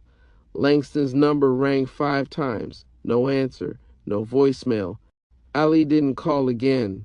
He stood there for a long time in the wind, clutching a phone no one answered, listening to the streets whisper things he couldn't unhear. He realized then, there are no safe houses left, not the badge, not the block, not even his own skin. Part 4, KO and Langston, shadow meeting. Summary, KO meets with Langston in secret. We finally see, uncut and unfiltered, that KO is a confidential informant. Their interaction reveals cracks in both their alliances, and neither man fully trusts the other anymore. The sound of the elevator echoed like a death rattle through the courthouse garage. Empty concrete, no cars. Just one black Yukon idling by the far column, windows fogged. Langston stood beside it, coat collar turned up, smoking his second cigarette and checking his watch again. KO pulled up 10 minutes late in a matte gray Range Rover with dealer tags and no plates. He killed the engine and stepped out like he was walking into a rap video, Louis jacket zipped to the neck, white gold peeking from his teeth. Langston didn't speak, just exhaled smoke and nodded toward the back wall. They walked in silence for a few seconds, shoes echoing across the parking deck, until Langston broke it. He pulled the trigger. I know, Ko said without flinching. And now he's got a chain, and an entourage, and a reputation. He got a body, too. Langston stopped walking. That wasn't the deal. KO turned and looked at him sideways. Man, feds don't care when y'all start the oven. Only when we serve the plate. Langston's jaw tightened. He flicked the cigarette away. I'm not in the music business. I don't play these rollout games. Nah, Ko said, nodding. You just work for the people that own the music business. Don't get righteous with me, Lang. You know what this is? Langston stepped forward until their eyes locked. I don't care what the board wants. I don't care what the streams look like. I care about control. That was the trade. You keep your head above water, and we get names, evidence, movements. What I see now. You getting bold. Sloppy, Ko smiled. Sloppy don't get billboard placements. Langston studied him for a long moment. You getting too close to the case. Or maybe your case getting too close to me. A silence passed between them. The garage hummed like a tuning fork. Then Langston pulled something from his pocket. A sealed manila envelope. He handed it to KO. That's who we watching now. Not just Ali Ko opened it slowly. Inside, photos, screenshots, surveillance stills, forum logs, a few names he recognized. His eyes didn't widen. He just nodded once. This why y'all scared of the music. It talked too much. Langston turned to leave. Make sure your next verse don't get anybody else killed. Ko didn't respond. He just stood there under the dull green light, thumbing through secrets, thinking about loyalty the way a man thinks about poison, in slow, careful doses. Part 5, Silent Owners, Loud Chains. Summary, Langston reflects on the deeper truth behind the case. Ali rises, a woman enters, and KO starts to watch his protege turn into a threat. Scene 1, Langston's private monologue. Langston's office was always dim after 8 p.m. One desk lamp, one tumbler of whiskey, 3 screens still glowing with surveillance footage and sealed reports. He stared at the image on screen, Ali on stage in a fog of smoke and strobe lights, mic in hand, crowd roaring his name. Ali. Ali from West Philly. The kid with the badge in his sock drawer. He leaned back in the leather chair and muttered low, almost like confessing to a ghost. You think it's about music. You still think we after guns, bodies with records attached. We already know who pulls the triggers. That part's easy. He lifted the glass and took a sip, watching the screen. It's not about solving crime. It's about managing volume. Behind him, a corkboard lined the wall, half-scribbled flowcharts. One document with the heading, Private Correctional Development Group Shareholder Summary. Langston walked over and tapped a line of sticky notes. And streaming traffic surge, violent content filters, predictive monitoring tools, and A&R divisions flagged as federal cultural conduits. And music drives the case. The case drives the cell count. The cell count drives the stock. He muttered again, louder this time. Feed the fantasy, flood the block, sign the shooter, let him tour. Let him post, let him glorify, then let him slip, capture the tape, RICO the click, strip the royalties, stack the beds. Langston looked down at a second file, Ali's progress log. His face hardened. Only problem is, this one's believing it, maybe too much. Scene 2, handler briefing, concern about Ali. Elsewhere, in a private hotel suite rented under a dummy corporation, Ali's handler, Agent Cummings, pushed a file across the glass table. Two men in suits looked it over. One wore sunglasses at night. The other scrolled silently on a laptop. He's got 30 grand in unexplained income, claimed it's feature money. He's on 3 blogs, 4 club flyers, streaming over 100,000. He's gone native, one of the agents said flatly. He's gone viral, Cummings replied. That's worse. They clicked through images of Ali on rooftops, at photo shoots, drinking with minor celebrities. He's becoming a brand, the laptop agent muttered. Brands get protected, not indicted. Cummings leaned forward. If he drifts too far, we lose the leverage. And if the wrong people figure out who he really is. No one finished the sentence. Scene 3, Ali's fame explodes further. Ali walked out of Patchwork Studios into a parking lot filled with fans. Not just people hanging out, but fans. 2 girls shouted his name. A local influencer posted an Instagram story tagging him with hearts. Just saw the Philly Savage 10LE7. Black tape got one. Inside the studio, a producer from 808 Mafia had just laid a beat for his next single. Verified producers were sending packs to his encrypted email. Even Atlantic had reached out off the record. He kept playing humble, but inside, he felt the shift. Every room he walked into, heads turned. And he didn't just belong, he led. Scene 4, introduction of Ray Janelle. Wasn't part of the plan. She came with the videographer, wearing an army green dress and carrying a notebook instead of a purse. Ray Janelle, PR assassin, poet on weekends, soul singer when her insomnia kicked in. Ali first heard her humming backstage while waiting for a lighting test. Then they started talking. Then she stayed. 3 weeks later, they weren't official, but she had a toothbrush at his place, and he hadn't told her a thing about the badge. You don't move like most of these dudes, she told him once. You got secrets, but they not about money. They feel heavy. He kissed her before she could finish. And for the first time in months, maybe ever, Ali forgot about Naomi, about Langston, about guns, about chains. He just breathed. Scene 5, Kale starts hating. Co watched from the outside now. He sat in his studio office with the lights off, scrolling TikToks of Ali being dapped by DJs, popping up in club walkthroughs without calling him first. Mrs. said nothing, just kept refilling his glass. Y'all see the flyer? Reek asked. Why Ali name come first? He did that verse with B-Lock 2, Lowdown added. Damn near 1 million views. Co didn't blink. He moving. I see him. Think he clean? Reek asked, watching for the reaction. Co smirked, but it was tight at the edges. And we gon' find out. Part 6, No More Saviors. Includes Mrs. eavesdropping, Naomi's threat, Ali's desperation. Scene 3, the meeting, Naomi confronts Ali. The parking garage on Boulevard was mostly empty, just a few stray oil stains and forgotten fast food bags swirling in the breeze. Ali waited near the pillar, hood up, alone.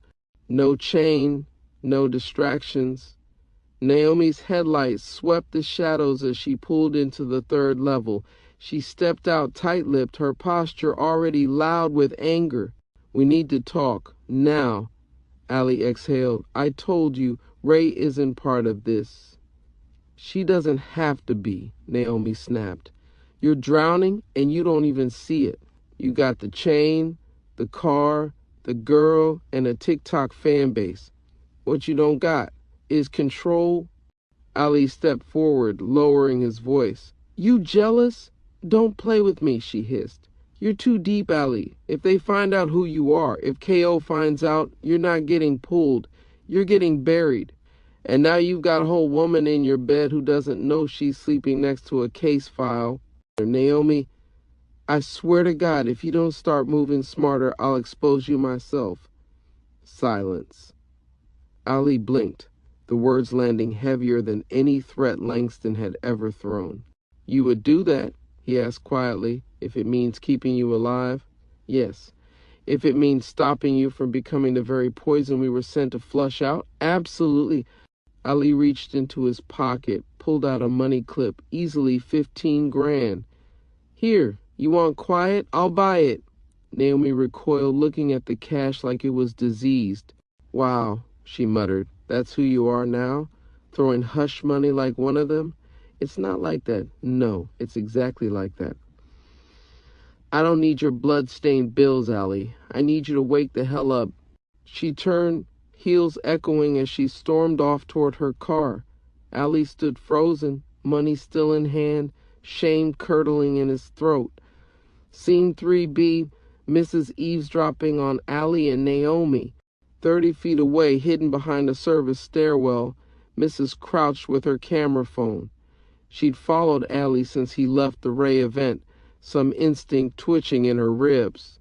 And here it was. Click, another photo, another angle, another piece of the puzzle. She couldn't hear every word, but she heard enough. "If Cole finds out, I'll expose you myself." She didn't breathe until Naomi was gone, didn't blink until Ali left. Then she smiled, not wide, not happy, just sharp. 3A, the missus.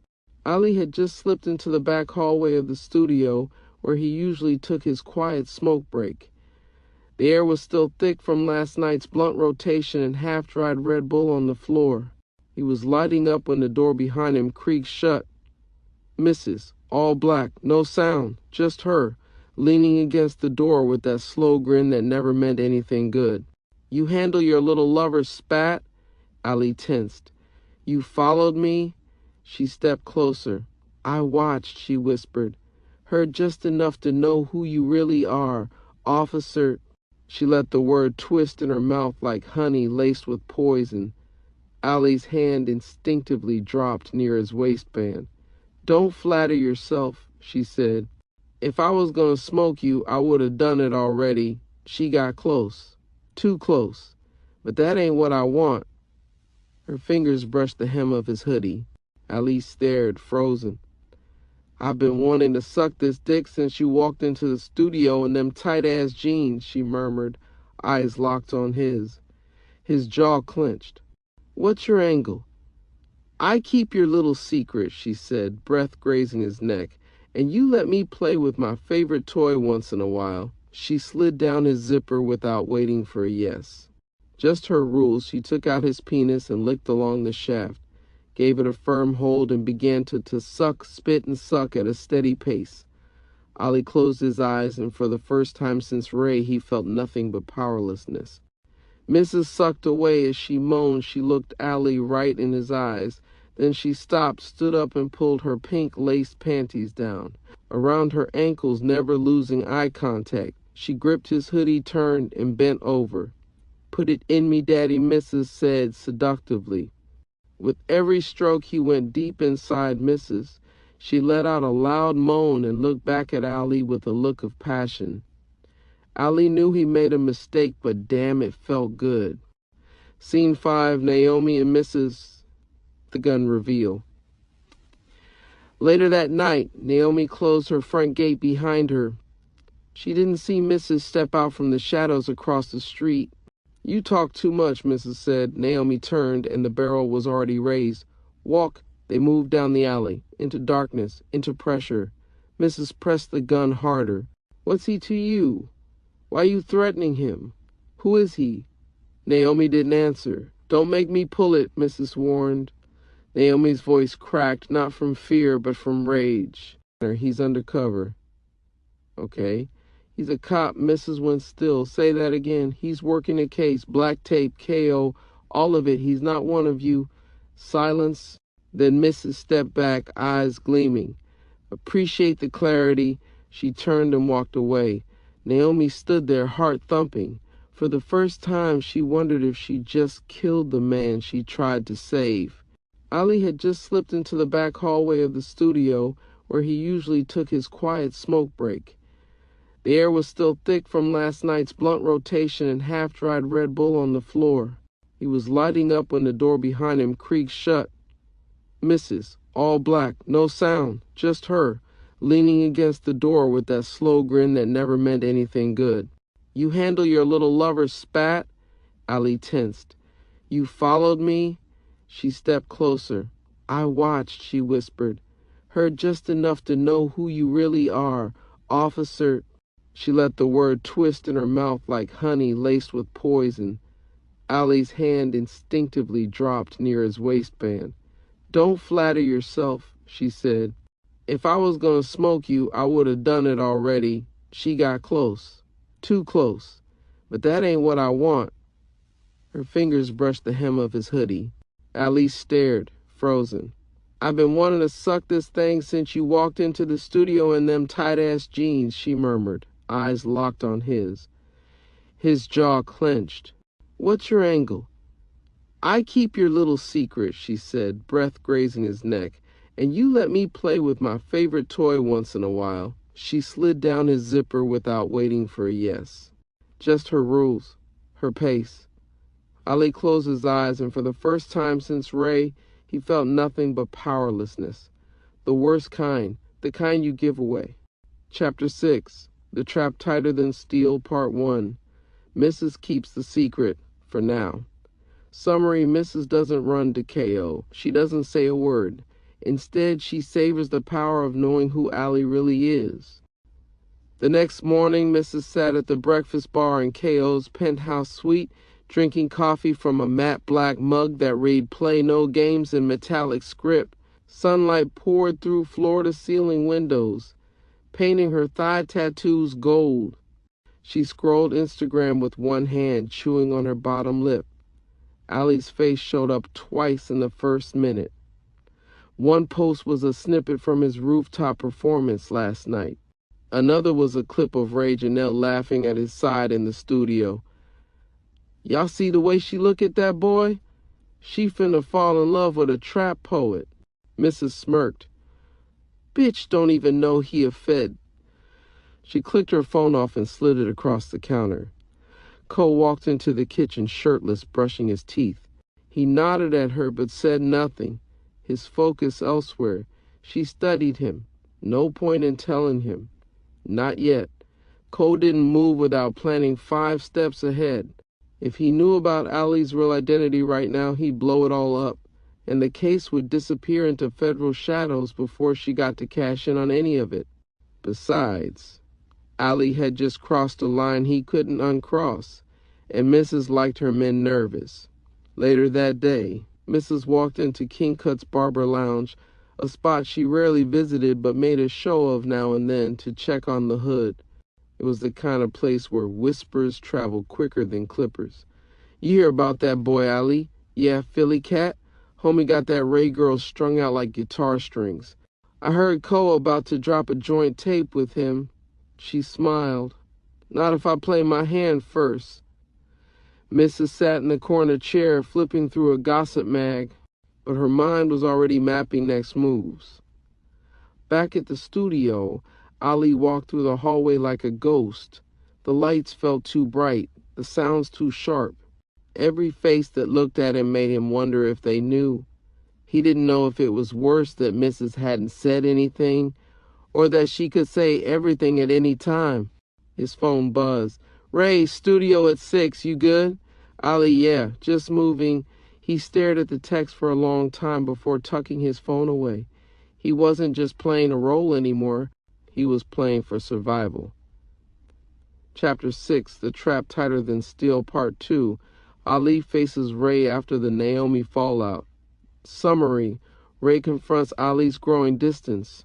Her honesty cuts through his armor, and for a brief moment, he remembers who he is. What follows isn't just sex. It's a temporary escape from everything he's buried. Patchwork Studios still hummed with residual bass from the last session. Ray leaned on the velvet couch, legs crossed in high-waisted jeans and a cropped black tape hoodie. She looked like a billboard, flawless and untouchable, but her eyes said otherwise. When Ali walked in, she gave him that familiar smile, but it didn't reach all the way this time. Look who showed up and remembered his own name. "I ain't forget," he said, pulling her into a loose hug. "Just been moving fast." She leaned into him. "You smell like weed and secrets, and you smell like everything I missed this week." She pulled back and looked him over. "What's going on with you, for real? You've been moving like your past just texted you." Ali tried to play it cool, pulled a bottle of water from the mini fridge, cracked it open, and took a long sip. But Ray didn't let up. "You always somewhere else lately. Your body be in the room, but your mind be in a whole other time zone." He shrugged. "Pressure, interviews, drop dates, the usual. Don't gaslight me, Ali.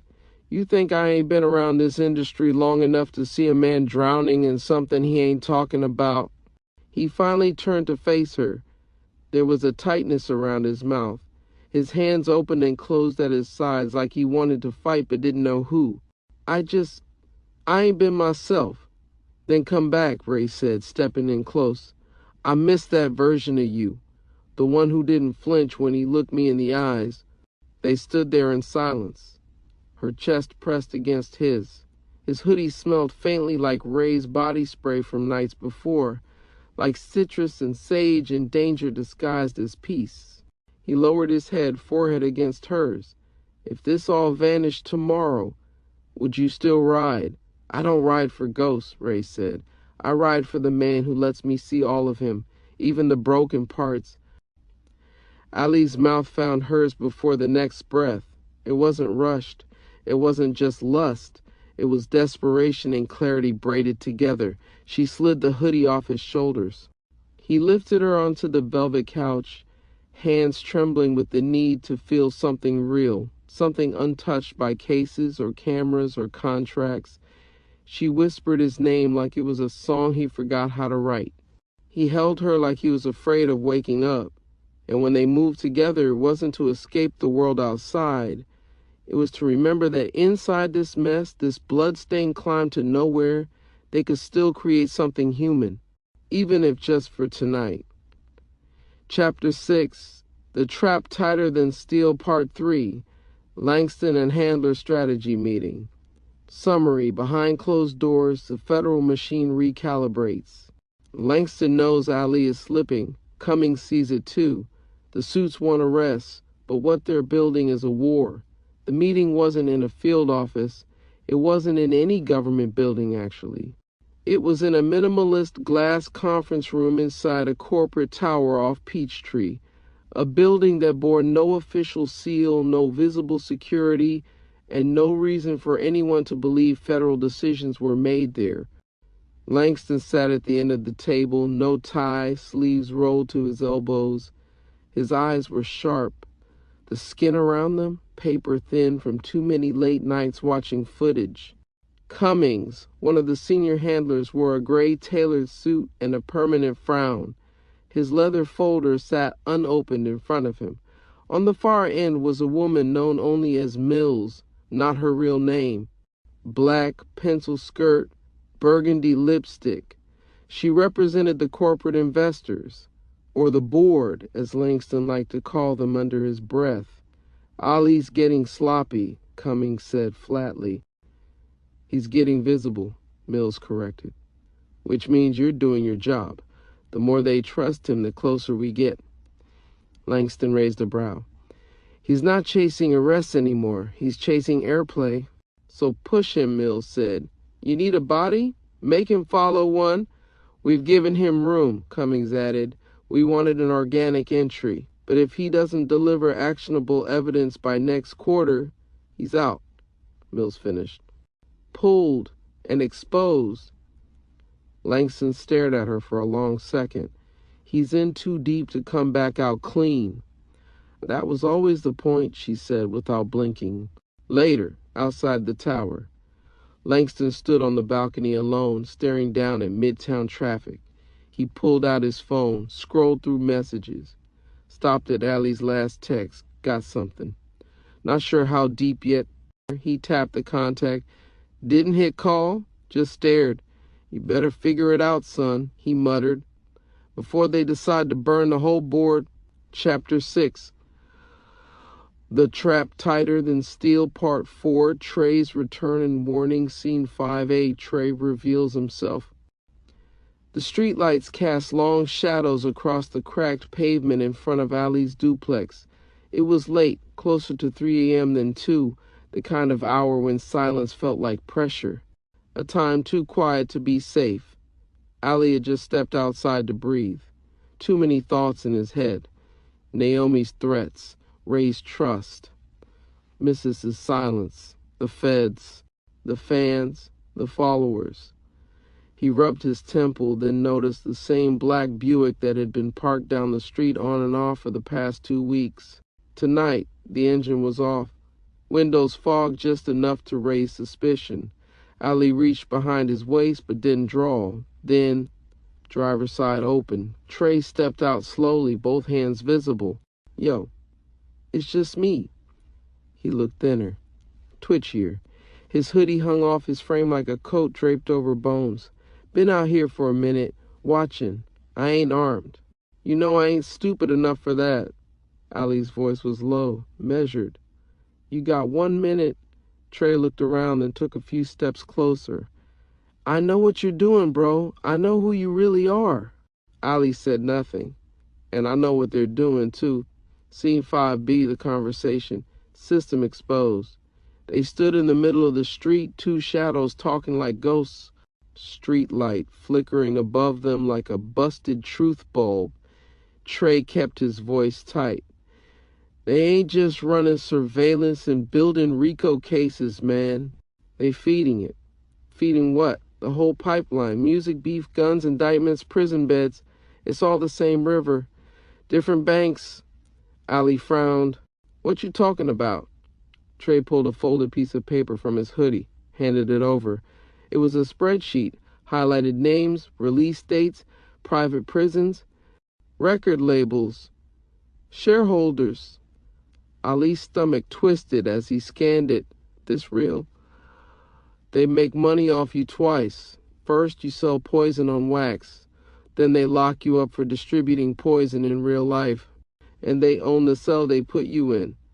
Ali stared down at the names on the list. Some he recognized, some he'd signed paperwork with. And you? He asked. Why come to me now? Trey scratched his neck. He looked haunted. 'Cause I was in that loop too.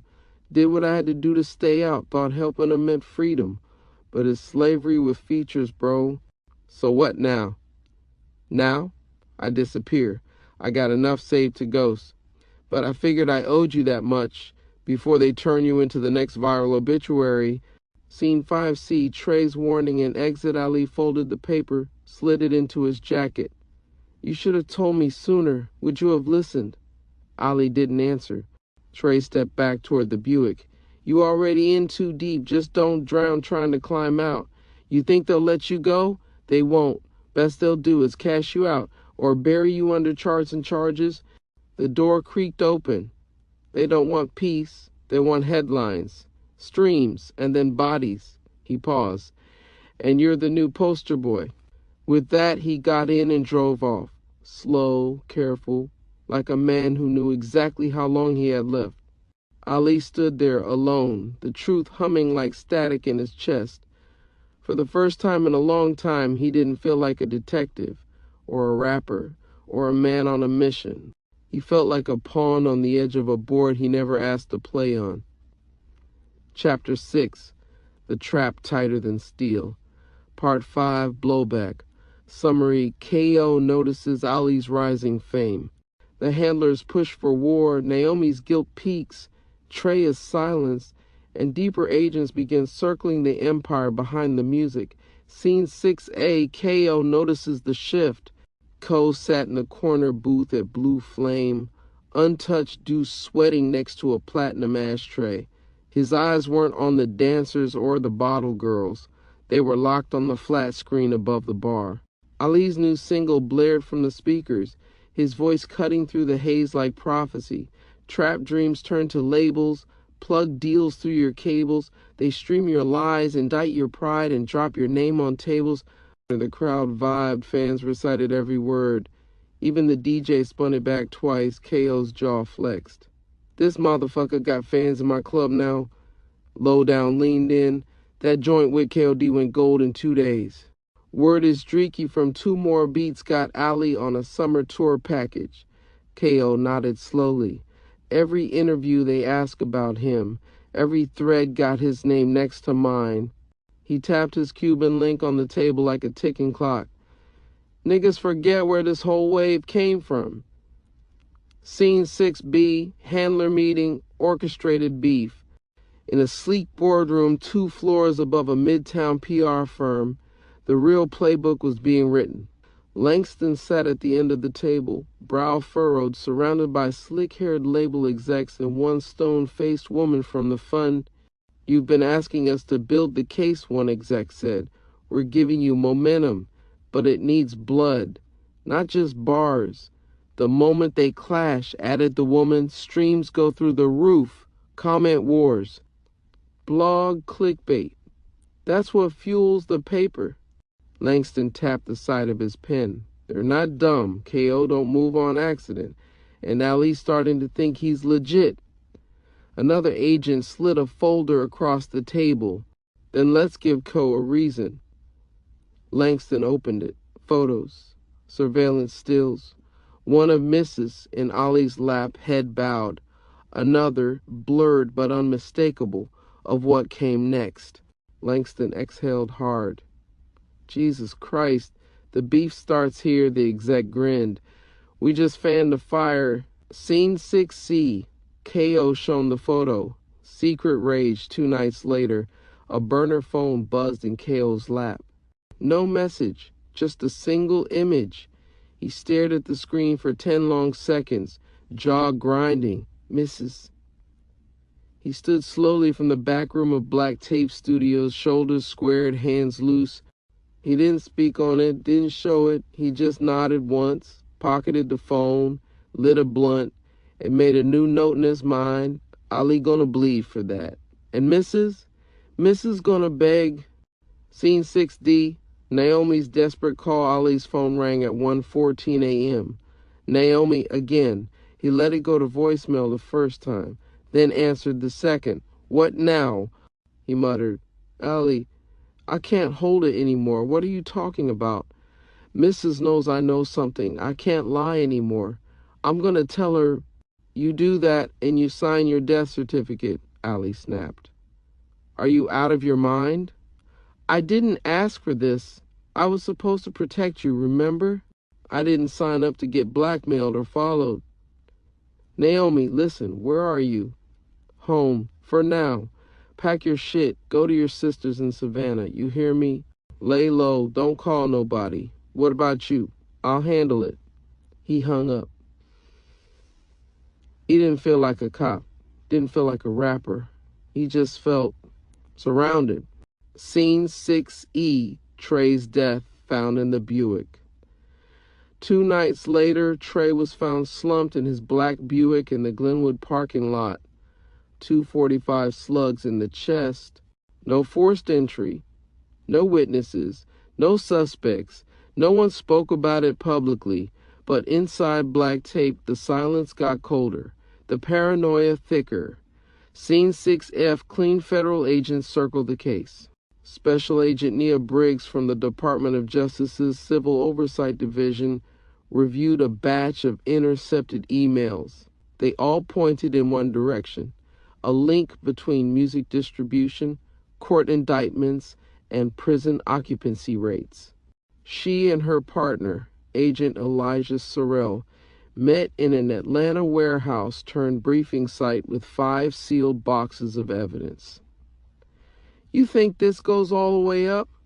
Briggs asked. "I think we're already in too deep." That night, as they left, a black Escalade pulled up beside them. A man in a federal windbreaker stepped out. No badge shown, no name given. "You're poking at something you don't understand," he said. "You want to keep your careers? Close your files. Turn in your badges."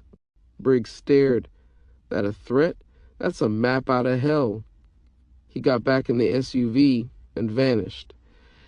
Chapter 7, The Exit Strategy, Part 1. Ali hears the diss track. Summary: KO drops the bait.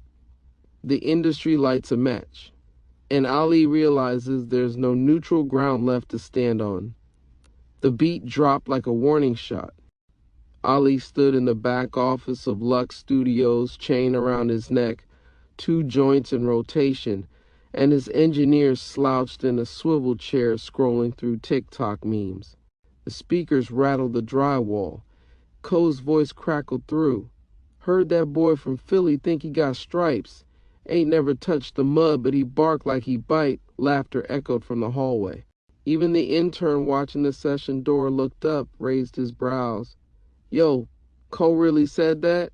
Ali stood motionless, eyes cold, jaw twitching. "You knew this was coming." He reached for his phone, opened Instagram. It was already trending. Hashtag Black Tape Beef. Hashtag Cough Solly. Hashtag Federal Flame Wars. Y'all think this real? Ali better clap back or fold. Every platform spun it like prophecy.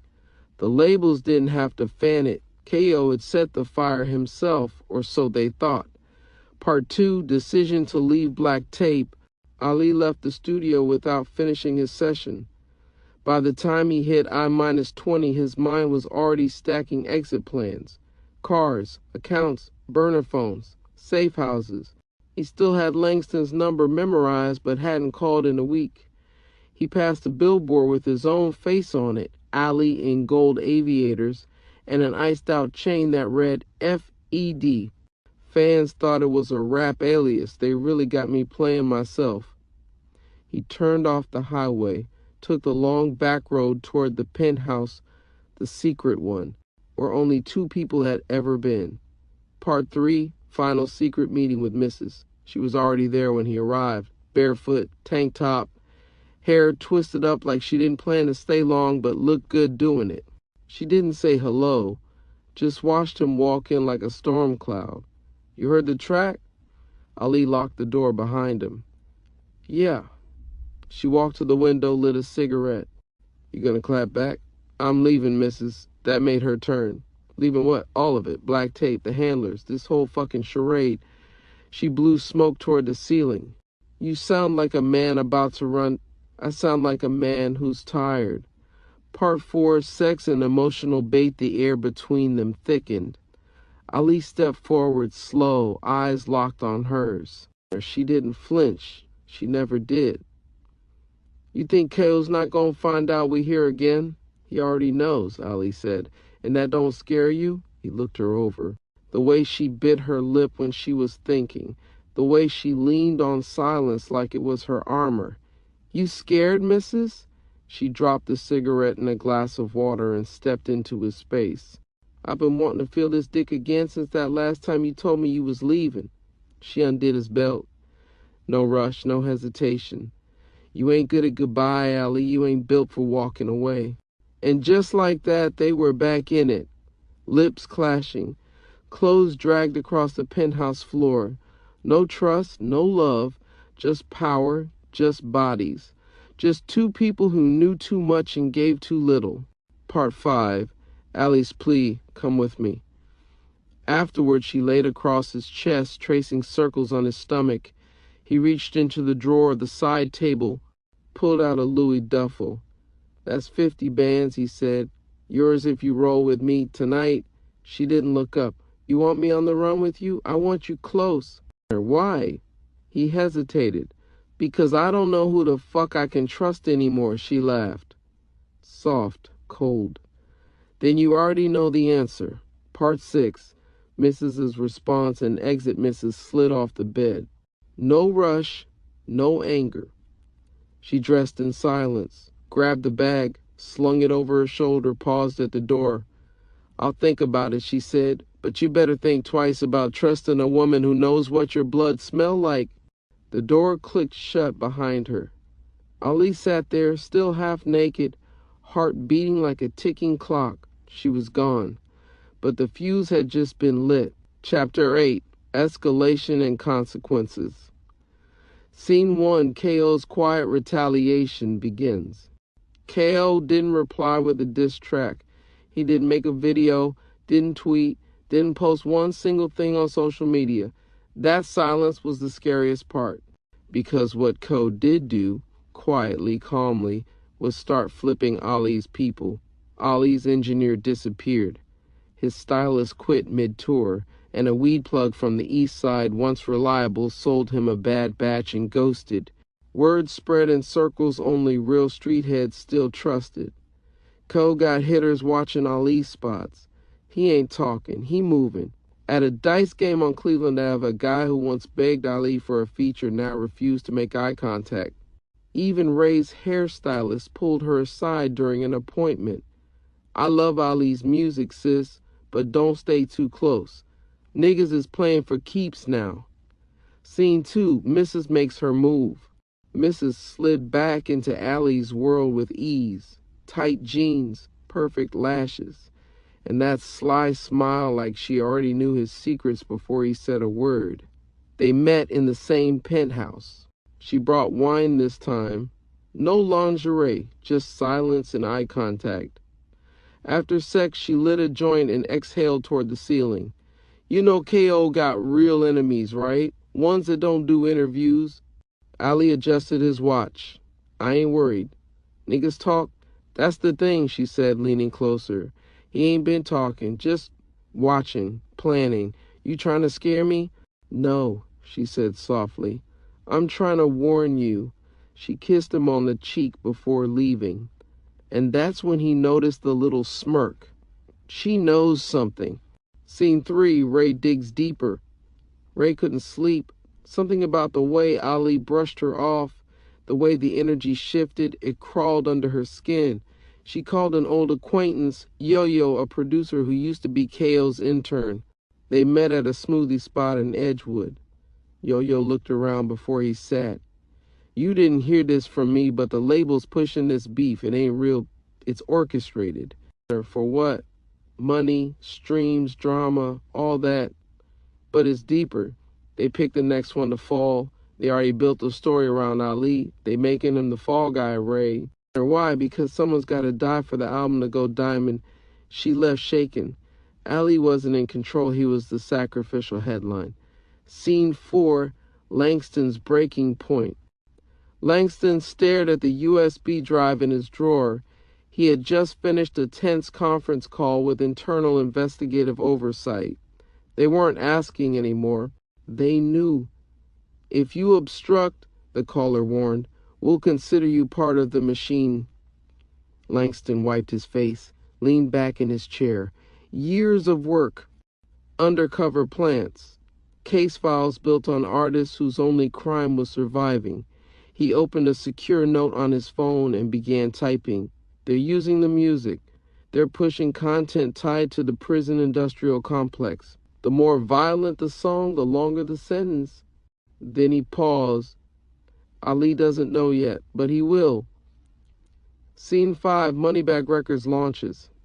The launch party was held at a repurposed car museum on the west side. Neon logos lit up the walls, Moneybag Records in gold and green. Ali arrived in a black SUV draped in jewels, 2 security guards trailing behind him, and Ray a step behind, though she barely smiled.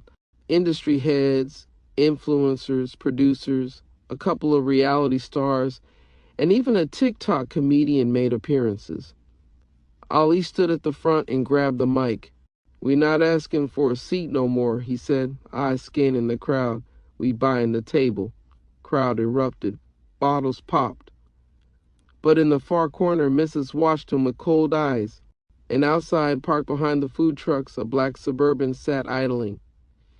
Inside, Agent Nia Briggs watched through a zoom lens, recording everything. Scene 6, real feds close in. At a separate, secure facility, Agent Elijah Sorrell reviewed new surveillance, conversations between Langston and label heads, financial trails from music streams to prison bonds. "This is it," he said. "This connects." Briggs nodded. But the next morning, a message was slid under her hotel door. "You're trespassing. Step back, or you fall with them." There were no fingerprints, no name, but it came on Department of Justice letterhead. Chapter 9, Opposition and Opportunity. Scene 1, Ray confronts Ali again. Ray waited for him at the condo. She didn't speak when he walked in, just stared as he tossed his keys on the counter like it was just another night. He smelled like cologne, weed, and ego. "You think I don't see it?" she said. Ali paused halfway into a yawn. "See what?" "You changing, every day, every hour, like I'm watching you rot in real time." Ali rubbed his eyes. "You had all night to come up with that. Yo-Yo told me what's going on. This ain't beef, it's a setup. And you the fall guy. Yo-Yo, a wash producer with a bad credit score and a SoundCloud that never hit 10K plays." Ray stood, walked right up to him. "You really gonna joke your way through this? You got the feds on your ass. KO wants your head, and that label you threw away gonna make you the next dead viral." Ali smiled, almost impressed by her fire. "So what now? You done with me too? I'm not the one that needs to make a choice." She walked out, left the door open behind her. Scene 2, Mrs. chooses a side. Mrs. met KO at the dark end of a VIP room in Buckhead. No bodyguards, no fake hugs, just eye contact and a glass of Remy. Cole leaned forward. "You with him or with us?" "I ain't with nobody," she said, swirling her drink. "I'm with what makes sense." "So what makes sense?" "You," she whispered. Cole studied her. "Even after what I saw, you still breathing, ain't you?" Barely. He passed her a burner phone. "Next time I call, answer. No lies." "No lies," she said, pocketing it. Scene 3, Kale's patience ends. 3 days later, Kale pulled up to a small warehouse near the airport. Just him and 2 trusted hitters, Thick Rick and Yay Yay. Inside, a map of Atlanta was laid out on a table. Red thumbtacks, black lines, photos of Ali, his car, his new team. Kale pointed at a small lounge on Edgewood. "This where he be at now?" Rick nodded. Hollow Creed be posting him heavy on they stories. KO tapped the map. "Fuck it. We move this weekend. Yay Yay blink." They're like, "Move on him?" Kel didn't answer, just smiled, that empty kind of smile that meant something was already in motion. Scene 4, Ali aligns with Kale's enemies, Hollow Creed. Ali met with Milo, the leader of Hollow Creed, in a downtown parking garage. Milo was lean, dark-skinned, and tattooed from jawline to wrist. He didn't speak in circles. KO burned us long time ago, left my cousin hanging, took money dipped on shows, so yeah, we'd back you, but it's gotta be mutual. Ali lit a joint. "You want money?" "No," Milo said. "We want clout, studio space, Instagram live, show 'em we still out here." Ali thought for a beat. "I'm trying to build a label, then make us your soldiers." They dapped. A new alliance born not out of trust, but out of hate. Scene 5. Federal pressure mounts. Meanwhile, Agents Briggs and Sorrell watch surveillance footage of the launch party. Freeze frame, KO on a balcony staring straight into the camera. "He knows," Sorrell muttered.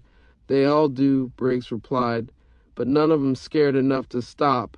They switched tabs, pulled up financial trails, streams, merch drops, shell companies. each tied to accounts leading straight into low-security federal facilities. "We bring this forward," Sorrell said, "and someone above us erases our names. So what do?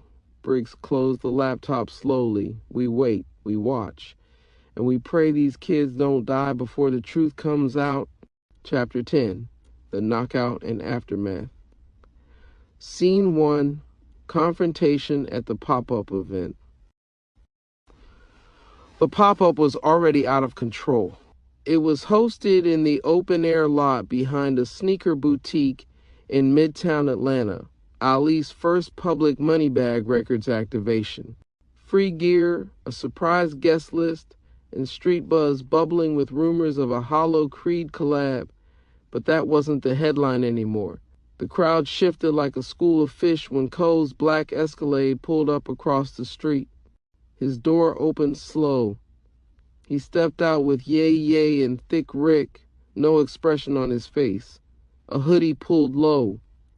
No jewelry. Whispers spread faster than Wi-Fi.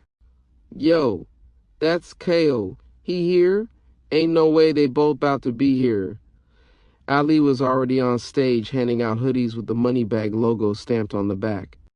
His DJ pointed. "That's Cole, bro." Ali looked out past the people. Cole was walking forward, calm. No gun drawn, just presence. Scene 2, The Knockout. Ali drops Cole. They met in the middle of the lot. No mics, no bars, just tension. The crowd formed a circle instinctively. Phones came out, cameras rolled. Everyone knew something was about to pop. KO walked up slowly, got real close. "You talk a lot on records," Ali smirked. "You listen a lot for a boss." KO stepped forward. "You really want to do this in front of your fans?" Ali stepped closer. "You pulled up on me, big dog." KO cocked his head and swung. Ali dodged it clean, came back with one hit. A right cross, sharp and fast. It landed flush. KO dropped like a duffel bag. The crowd exploded. Screams, gasps. Phones all aiming down at the fallen king. Yeye reached, but Milo and 2 Hollow Creed members stepped in, hands at their waistbands. No shots, no stomping, just KO laid out on the blacktop, motionless. Scene 3, social media goes wild.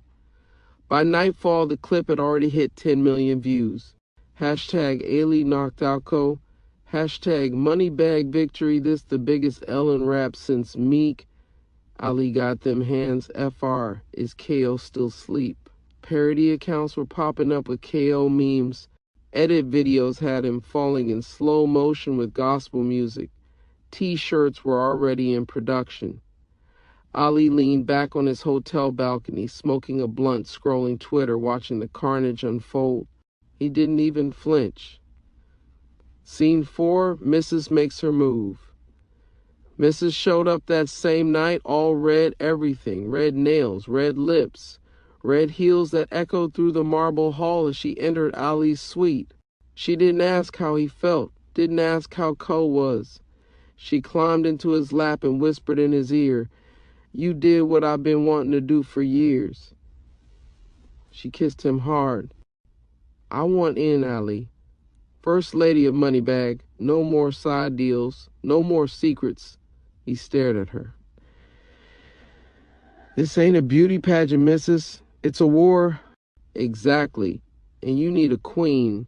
She stood, pulled off her top. "Let me show you what loyalty looked like." Scene 5. KO swears revenge. Cole woke up in a dimly lit warehouse surrounded by his closest circle. He sat up slowly, wiped blood from his lip. Rick handed him a phone. The memes were already waiting. KO scrolled, quiet, rage deepening with every flick of his thumb. "He made me a clown." No one replied. He looked at his team. "Call in everyone. I want that nigga touched." "You talking like hit?" Cole stared. "I'm talking blood." "No more bars. This ain't about rap."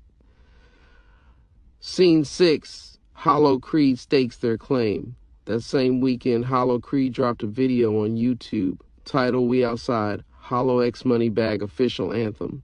Ali in the center, Milo to his right, flags waving, cars spinning, a neighborhood scene claiming the turf Ko once called his. The visuals were deliberate. KO's old stomping ground, Ko's old people in the background, Ko's fall, monetized, repackaged, and rebranded. Ali was now more than a rapper. He was a movement, and KO was bleeding. Chapter 11, TKO and Consequences. Scene 1, Ali drops TKO diss track. There was no rollout, no teaser, no tweets. Just a link dropped in the middle of the night on Ali's Instagram story, TKO out now. The beat was dark and unforgiving, a war horn soaked in 808 seconds in static. Ali's voice came in cold, no intro, no warning. This that concrete kiss, tuck you in the pavement, sleeping in daylight, now who's the favorite? The verses were surgical.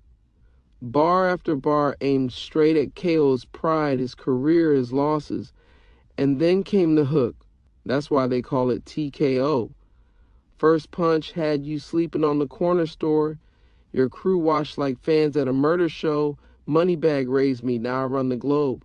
Our listeners lost their minds. Twitter went haywire.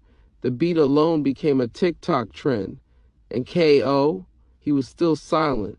Scene 2, music video shot in KO's hood a week later, the video dropped. Directed by a Hollow Creed affiliate and shot directly in KO's old zone, Heritage Square. Ali stood on top of a white Rolls Royce, shirtless, iced out, surrounded by Creed. Behind him, a mural Ko had funded years ago was defaced with red spray paint, Long Live Moneybag. Throughout the video, Ali strutted through familiar blocks, throwing up signs, a middle finger to KO and anyone still loyal to him. He flashed stacks, showed Hollow Creed guns, mocked KO's fall from glory with reenactments of the knockout in slow motion, cartoon edits layered in.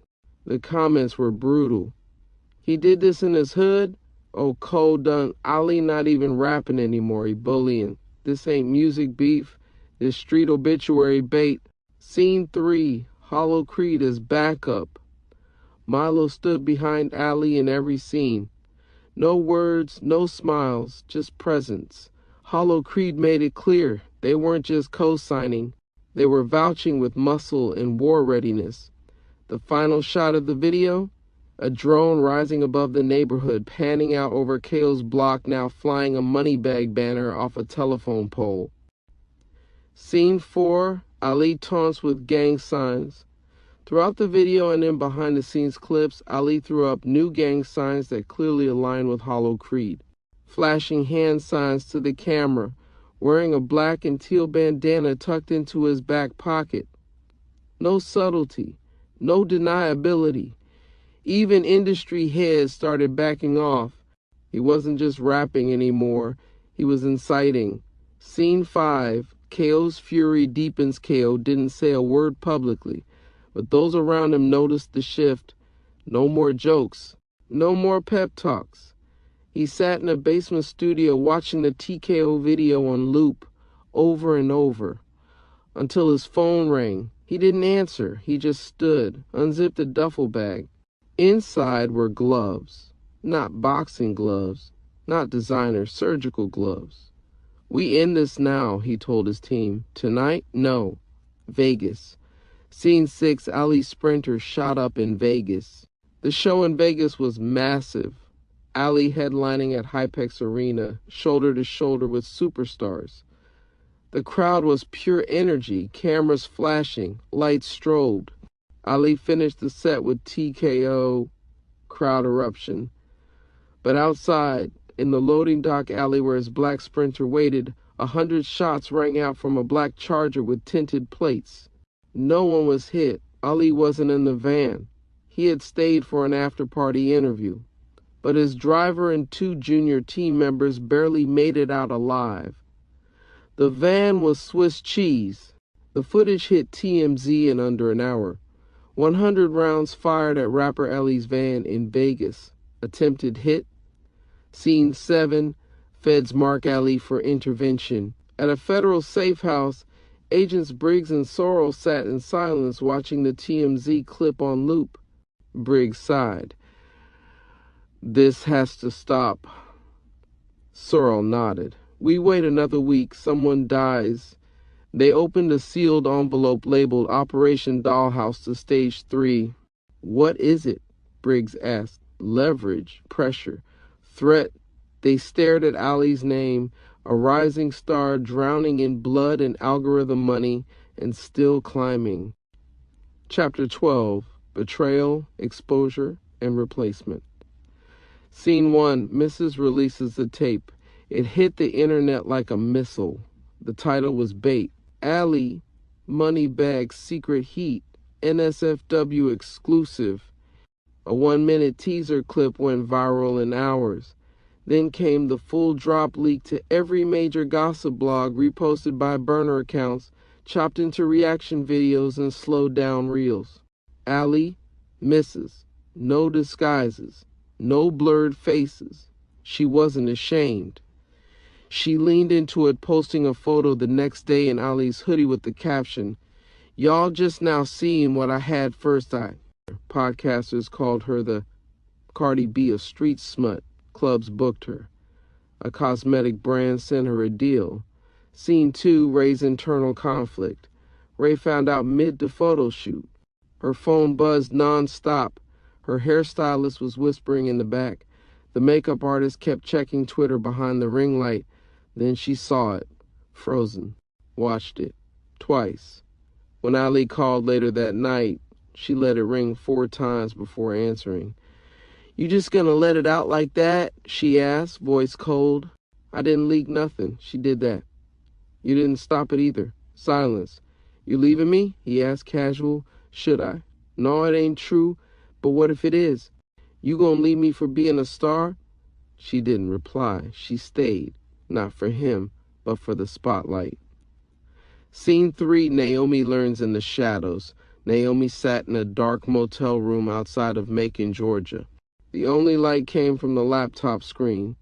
Paused on the moment Mrs. kissed Ali's chest and whispered something into his ear. Naomi didn't flinch. She closed the laptop slowly.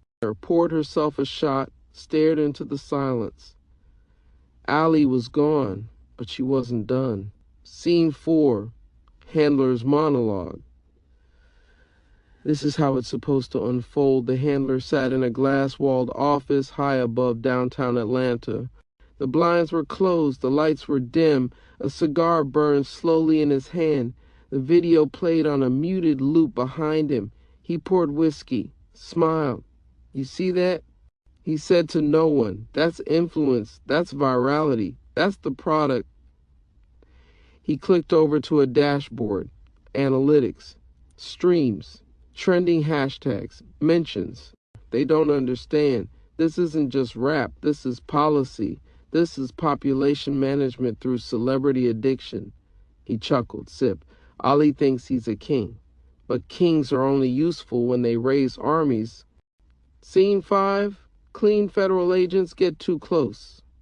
Agents Briggs and Sorrell sat in a cramped briefing room with stacks of printed ledgers and redacted transcripts.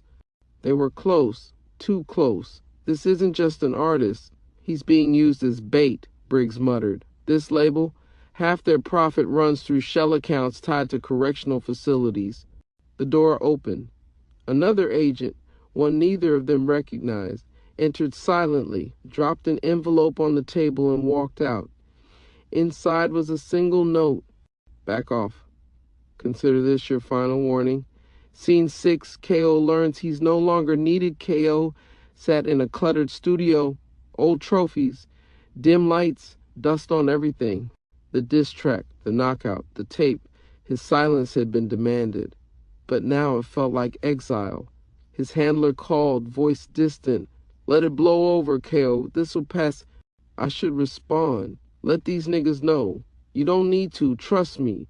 Ali is handling it." KO's hand tightened around the phone. "He ain't me." "No," the handler said flatly. "He's better." The line went dead. Ko stared out the window. Outside, 2 black sedans rolled past, slow. One of them had tinted windows, cracked just enough to show the faint flicker of a camera lens. They're watching me now. He sat back. For the first time in years, K.O. was afraid. Chapter 13, Mr. and Mrs. Moneybag, and the breaking point scene 1, Ali drops the EP. It dropped like a nuke at midnight. Mr. and Mrs. Moneybag. 6 tracks, no features, just Ali and a cover photo of him sitting on a diamond-studded throne with Mrs. at his feet, licking a lollipop. Track titles like Platinum Lust, Gangsta Gag Order, and You Know What You Did had the internet in a frenzy before the lyrics even hit. But when they did, she swallowed the drip, then gave me the tip. K.O. still crying 'cause I'm still in the mix. Each bar was filthier than the last, laced with double entendres and layered disrespect. Mrs. was name-dropped on nearly every track. Her image was everywhere. She leaned into it, tweeting out, "Me and Mr. Moneybag got the streets hot. Scene 2, retaliation in the streets." The EP had a body count before it even charted. 2 recording studios tied to Moneybag Records were shot up. No one died, but producers and engineers caught strays.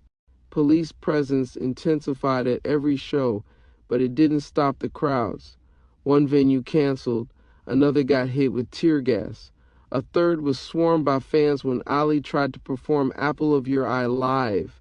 It was chaos, and it sold. Scene 3, Handlers Rejoice. In a luxury penthouse across the city, the main handler lit a cigar. He scrolled down a page of analytics. Streams up 1,800%. Merchandise sold out. Tour revenue projected $12 million in 6 weeks. He turned to his associates, faces shadowed by flickering screens. "This is it, gentlemen. This is the product at maximum combustion." He raised his glass. "Let the system feed itself." Scene 4, K.O. and the clean feds. K.O. sat across from 2 agents. Sweat on his neck, cuffs on his wrists. No cameras in the room. Agent Briggs leaned forward. "Talk." Ko took a breath. "Y'all want the truth? You ain't gonna like it." And he told them. He talked about the hits, the fake beefs, the drug money funneled through studio time, the girls brought in from out of state, aged up with fake IDs, the guns, the stash houses, and the orders, none of which came from the streets. "They came from upstairs," K.O. said. "From y'all, your people." Briggs blinked. "You have proof?" K.O. nodded. "I got a dead drop. Backed up to 3 locations. Burners, audio, account transfers, all of it." Agent Sorrell leaned back, pale. "This goes way past Atlanta." "This isn't just Atlanta," Cole said. "It's the whole system. From booking to prison. They eating on every end." Scene 5, planning a coup. That night, the clean agents met in an unmarked van with no cell signals. They knew now the operation wasn't just rogue, it was institutional. "We don't stop this," Briggs said. "We're complicit." "Then we don't stop it," Sorrell replied. "We go over it." They began preparing sealed affidavits and encryption keys. They would take it to a judge, maybe the press, maybe higher than the Bureau.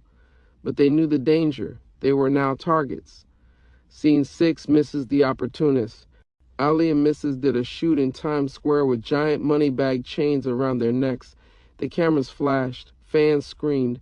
In the footage, she smiled wide, kissed him, called him daddy in front of reporters. But that night, in a suite 20 stories up, she made a call on a burner. "He's too high now. Means he's about to fall." "You in? When it crashes, I'm the last one standing. You get what you need. I'll walk away clean." She hung up, slipped back into Ali's bed, and smiled. Scene 7, Ray's public tears. Ray went on a popular culture podcast. Red couch, dramatic lighting. She wore all white and cried on cue. "I gave him everything," she said. "I believed in him." Millions watched. Brands flooded her DMs. She got a 6-figure offer to host a reality dating show. In her hotel mirror, she wiped a tear and smiled. "I'm not out yet. Scene 8. Naomi watches in silence. Naomi sat on a wooden chair in a kitchen that wasn't hers. The screen in front of her showed Ali on stage. Mrs. wrapped around his leg, lights flashing, fans screaming. Naomi didn't cry. She didn't blink. She whispered, "He's lost." She stood, walked to a closet, and pulled out a long, locked case. The plan wasn't ready, but the pieces were falling into place. She'd waited long enough. Chapter 14, Dead Kings and Hidden Queens, Scene 1. Ko found dead in his penthouse. The news broke before sunrise. Rapper Ko found dead in Atlanta penthouse in apparent suicide. Local anchors read from polished teleprompters. Authorities say the artist was discovered with a single gunshot wound. A handwritten note was recovered at the scene. Foul play is not suspected, but the streets didn't buy it. Ko was too paranoid, too ready for war, too loud to go out quiet. Photos leaked before the police statement. Ko's body slumped on a velvet couch, a bottle of Hennessy near his feet. His black tape chain sat untouched on the coffee table. And the letter? 4 words written in sharp red ink: "I lost. He won." Scene 2, hip-hop community reacts. The timeline erupted. Rappers posted tributes. OGs dropped videos calling for unity. Fans poured KO lyrics into comment sections, calling him a fallen soldier. But others had different takes. Ali bodied him mentally. That's a psychological homicide. Ain't no suicide. Somebody cleaned him up. You don't lose your girl, your gang, your label, and your pride and just live. The streets were divided, and Ali's name trended first globally. Scene 3, the villain narrative. CNN ran a segment called "When Beef Goes Too Far, The Death of KO." Clips of the knockout played in slow motion. Commentators analyzed Ali's lyrics like they were manifestos. Even the sex tape resurfaced in think pieces about toxic masculinity and hyper-violence in rap. Ali didn't speak on it. He didn't tweet, didn't post, didn't defend himself. But his numbers skyrocketed. Mr. and Mrs. Moneybag climbed the charts, now called a posthumous disc classic. YouTube views exploded. Merchandise restocked and sold out in hours. Ali became bigger than the beef. Scene 4, Ali's silent spiral. Behind the flex, behind the interviews, behind the gleaming grills and ice, Ali sat alone in a luxury condo 53 floors up. He looked down at the city, lights flickering like fireflies. He saw his face on a billboard across from his building. He turned away. Mrs. was in the next room, talking loudly on FaceTime about opportunities and reality shows. Ali lit a blunt, sat in silence. I could walk away, he thought. Take the bag, go to a mountain somewhere, disappear. But he couldn't, because he knew Mrs., and he knew himself. He couldn't leave. Not yet. Scene 5, Naomi's silence. Ali tried to call Naomi again, straight to voicemail. He tried her sister, disconnected. He even drove to her last known apartment. Gone. Furniture gone. Buzzer shut down. He stood on the sidewalk for 20 minutes, just breathing. In his head, her voice played on repeat. You think you're helping. You're not. You're part of the machine now. He said nothing, turned back toward the Sprinter van, lit another blunt. Scene 6, Ray and the Promise. That night he met Ray in a quiet corner booth at a private club. Low lights, no cameras, no team, just them. She sipped a clear drink, watched him closely. This business dirty, he said. You are the business now, it's all fake. So make your exit, she said, almost challenging him. He shook his head. Not yet. Not until it's all mine. Not until the check clears. She leaned back. And then what? You gonna disappear? Nah, he said. Then it's you and me. Ray didn't blink. You sure? Always. She smiled, but her eyes didn't. Chapter 15, The Fall of the Machine, Part 1. Federal pressure to end operation. Summary: government pressure forces the Bureau to shut down the music prison pipeline. Political fallout and public exposure are looming. Washington, D.C., 4:42 a.m. The marble halls of a federal building buzzed with quiet tension, lit by flickering fluorescent lights and the static hum of overnight security monitors. The room was crowded with people who never got tired, men in gray suits, their badges tucked just out of sight, and women who carried clipboards like briefcases and spoke only in coded language. A monitor displayed an internal memo scrolling down slowly. Operation Sync Track is compromised. White House communications received. Congressional oversight imminent. Prepare to deconstruct. Someone exhaled sharply. "This got too loud," said a voice in the corner. "It was supposed to stay in the trap. Keep the heat local. Ought to end up on Finn Rolling Stone." Another man leaned forward. His badge simply read, "Director. Tell the Atlanta office to pull it. I want all evidence scrubbed within 48 hours.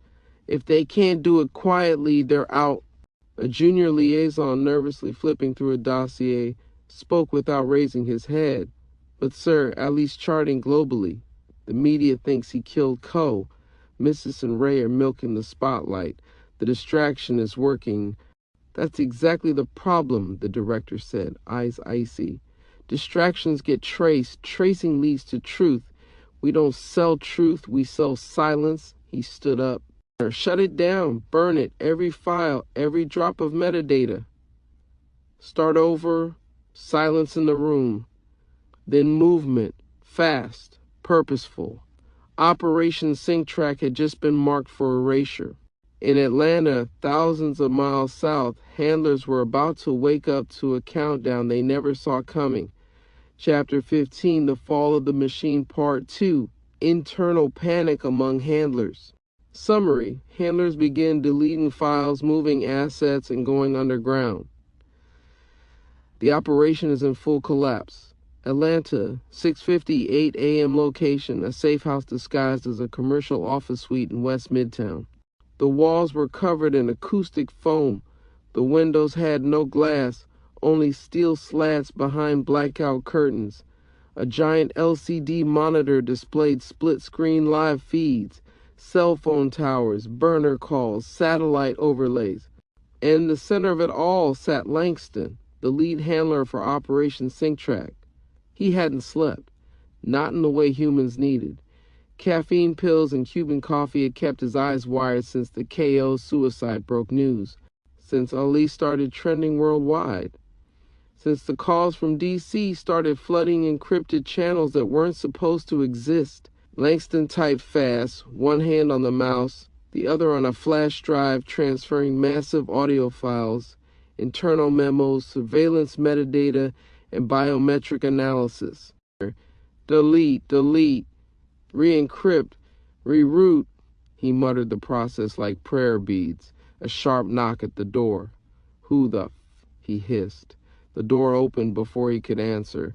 Agent Greaves entered, wet trench coat, pressed jaw, and eyes that had seen things no one spoke of. "They're pulling it," Greaves said, voice flat. Langston froze. "What do you mean, pulling it?" Ali's still on fire. Black tape still in motion. "Ray's got a radio single about KO's death. We haven't even... DC doesn't care." Naomi resurfaced. "There's rumblings from internal affairs. Journalists are on it. Congress is assembling hearings. It's over." Langston stood up so fast his chair slid back and toppled. "We're talking hundreds of millions of dollars," he said. "We've got judge endorsements, record label shells, prison contracts timed to every EP drop." Greaves stepped forward, his voice almost sympathetic. "Then you should have been more careful. Ali wasn't supposed to become a goddamn celebrity.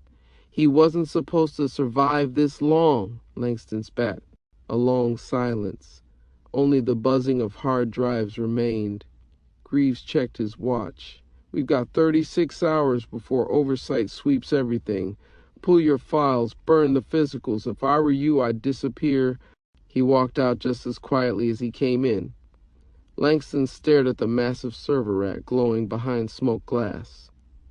"You ungrateful son of a bitch," he said to no one in particular. Chapter 15, The Fall of the Machine, Part 3. Naomi returns from the shadows. Summary: Naomi quietly resurfaces with purpose.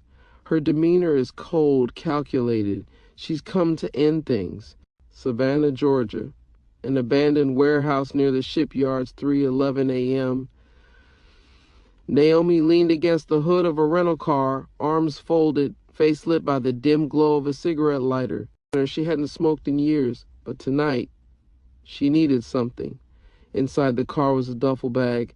Inside the duffel was a pistol. And inside her head, a war. She had driven 4 hours without music, without a call, without even stopping for gas until the light went red. Her phone was wiped clean. No social media, no messages, just one preloaded number saved under the end. Her reflection in the windshield didn't look like Naomi. She looked colder. She looked broken. She looked ready. The city had moved on without her. The culture, too. Ray had turned public sympathy into a podcast deal.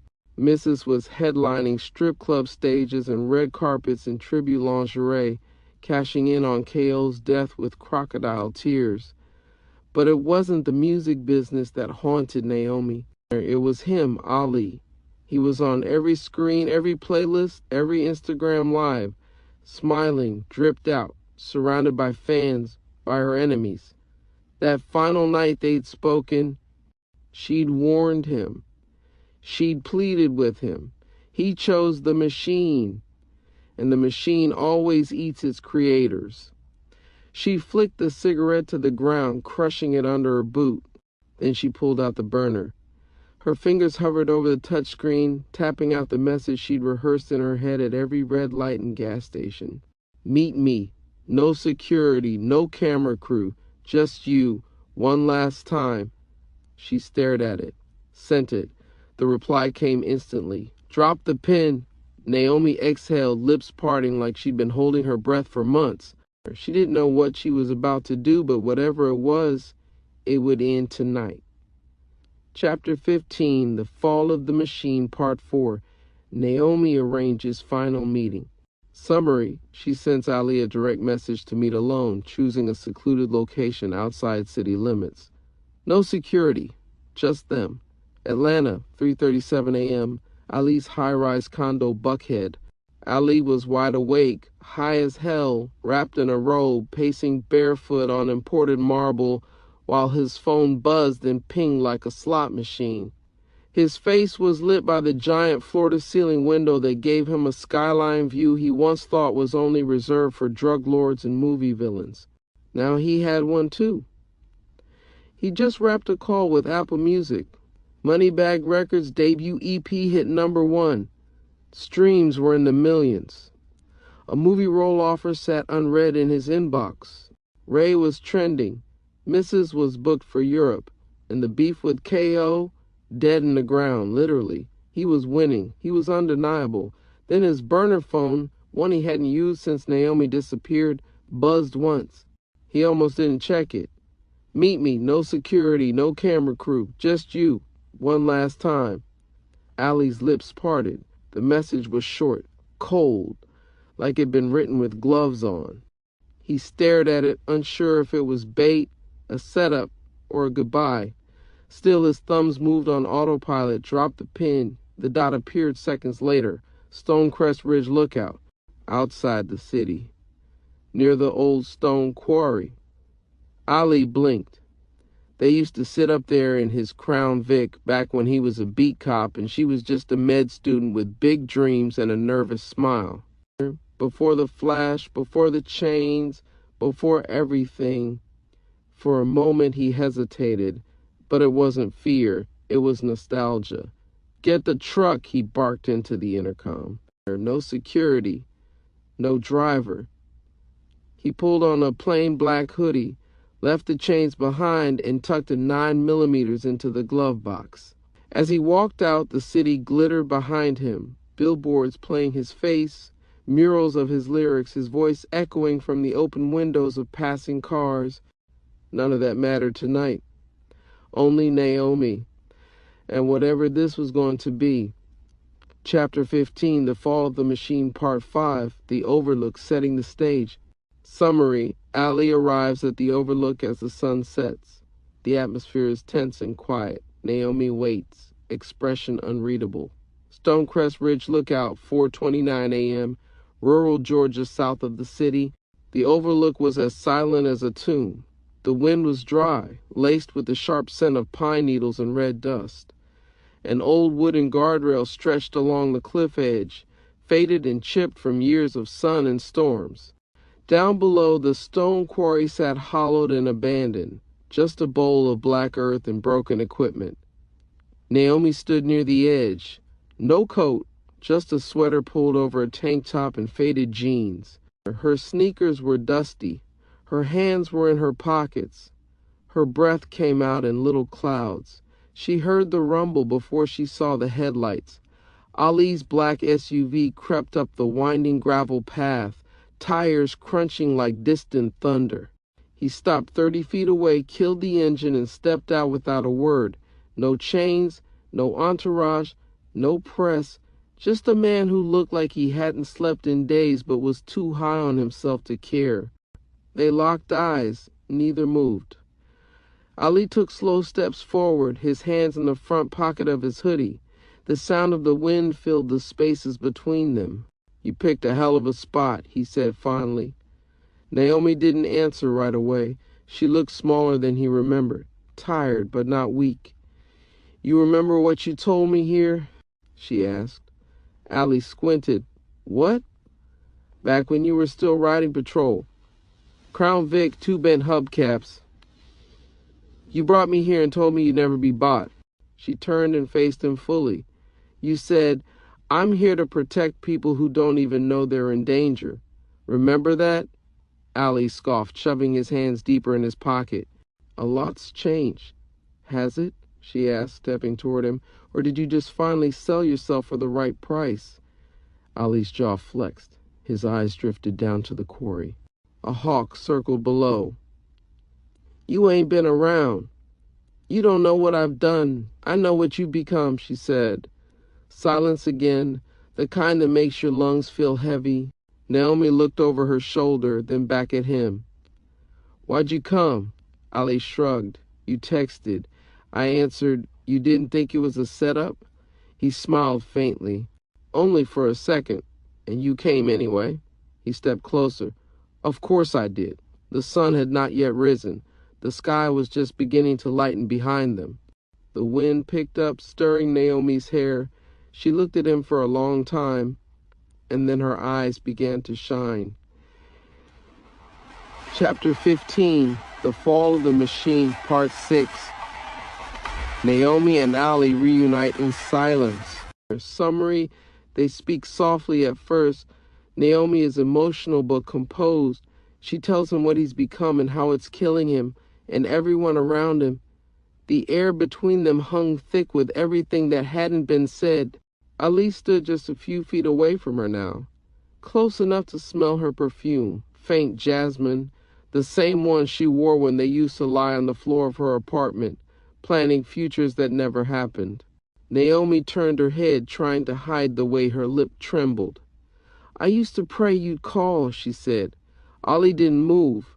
The only sound was the faint chirp of early birds waking up somewhere behind the tree line. "I used to pray that you'd realize this wasn't you," she said again, stronger now, "that maybe you were in too deep and needed someone to pull you out." She finally looked him in the eyes again. "But you don't want out?" Ali's jaw tightened. "You think I asked for this?" "No," she whispered, "but you didn't stop it either." Ali sighed and stepped closer. His voice dropped low, like he was letting her into a secret. "You think it's easy being in this position? Every label, every blog, every fin camera in my face. The streets want me to be gangster, the fans want pain, the feds want evidence. And what do you want?" she cut in. That stopped him. He blinked, looked down. Naomi's voice cracked. "Because I don't see you anymore. I see the brand, the marketing, the mask, but not you.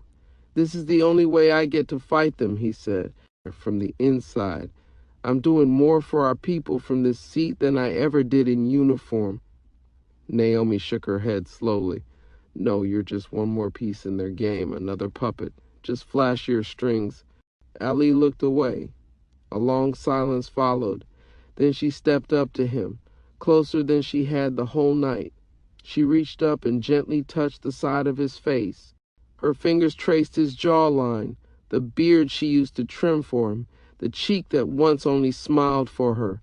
I still love you, she whispered, but I don't know who I'm in love with anymore. Ali closed his eyes. He didn't speak, and for a moment they just stood there, two people who once fit perfectly, now broken pieces standing on opposite sides of a truth too big to ignore. Chapter 15, The Fall of the Machine, Part 7. Naomi pleads with Ali. Summary, Naomi breaks down, tears flowing as she begs him to leave the game behind. She offers a life away from all of it. The sky above them was turning silver, the earliest light of morning brushing the tops of trees and leaving the quarry below in shadow. It was that moment between night and day, uncertain, suspended. Naomi stepped back from him, arms folded across her chest like she was trying to hold herself together. Come with me, she said softly. Ali looked at her, brows pulled low. What? Right now? Tonight? I have money saved. I have IDs. I know people. We can disappear. Go somewhere cold, quiet, far away from this madness. He blinked at her like she'd said it in another language. Naomi, I'm serious, she said, her voice climbing. I've seen what's coming. The feds are pulling out. The whole operation's collapsing. You're not in control anymore. They are. And when they're done with you, they'll leave your name on a file next to a coffin. Ali laughed, but it wasn't amused. You really think I can just walk away from this, from the label, the money, the fame? Naomi stepped forward again. Yes, I think you can. And I think you should. Ali's face darkened. He shook his head slowly. You don't get it. No, she said. You don't. She took a deep breath, her eyes already wet. I've watched people I love disappear to this industry. Not just KO, not just Trey, everyone, piece by piece. And now I'm watching you go. Her voice cracked again. And I won't let it happen. Not without trying, not without begging. Ali looked at her, something shifting in his expression. For a moment, just a sliver of one, he looked like the man she once knew. The rookie cop with dreams of making real change, the one who held her hand like it was the last solid thing in the world. But then the sliver passed, and he looked down. Chapter 15, The Fall of the Machine, Part 8, Naomi's Ultimatum. Summary, her tone changes, serious, final. She tells him this is the last chance. Walk away or she walks away forever. Naomi wiped her eyes with the sleeve of her sweater, took a breath and squared her shoulders. No more trembling, no more begging. Now it was decision time.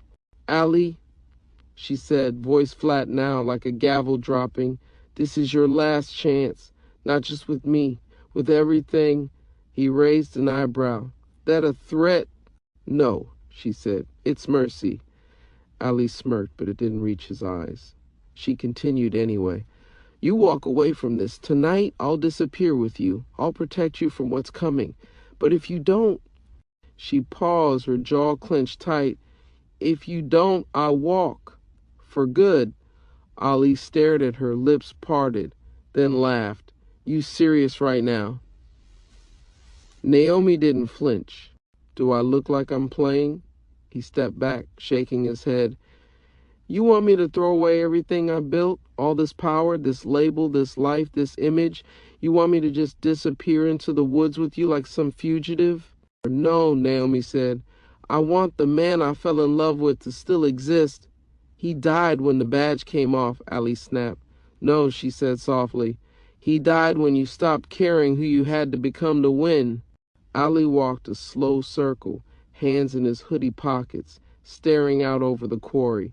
Then he stopped. You know what your problem is? Naomi tilted her head. Her eyes never left his. You still think this was ever about us? I know it never was, she said, quieter now. Then why are you here? To give you one last chance. Another long pause. The wind picked up again. Leaves whispered across the dirt. Ali turned back to her. His voice was calm, cold. Then you wasted your time. Chapter 15, The Fall of the Machine, Part 9, Ali's Refusal Summary. Ali laughs it off.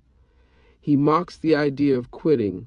Naomi's face hardens. He turns away, dismissing her completely. Naomi didn't move.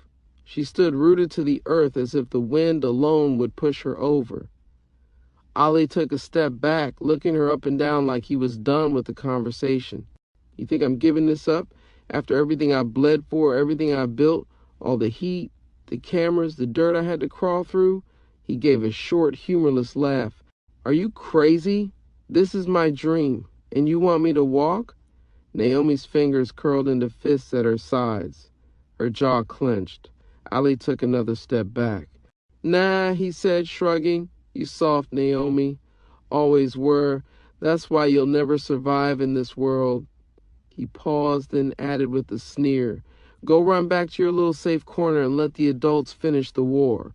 Naomi's lip quivered, but she didn't cry. Not now. You really think you're untouchable, don't you? Ali raised his chin. I am untouchable. He turned his back to her, walking toward the SUV without looking back. Naomi didn't follow. Her breath hitched once, quiet, sharp, but raw. She reached into the back of her waistband and pulled out the pistol. Chapter 15, The Fall of the Machine, Part 10, Naomi Shoots Ali. Summary: Naomi pulls a small pistol and fires a single shot. Ali is killed instantly, his body collapsing under the sunset. The pistol shook in her hands. Ali didn't turn around. The distance between them now felt like a canyon. Years of love, betrayal, lies, blood, and loss stretching between two strangers in the pale light of morning. Ali, she whispered.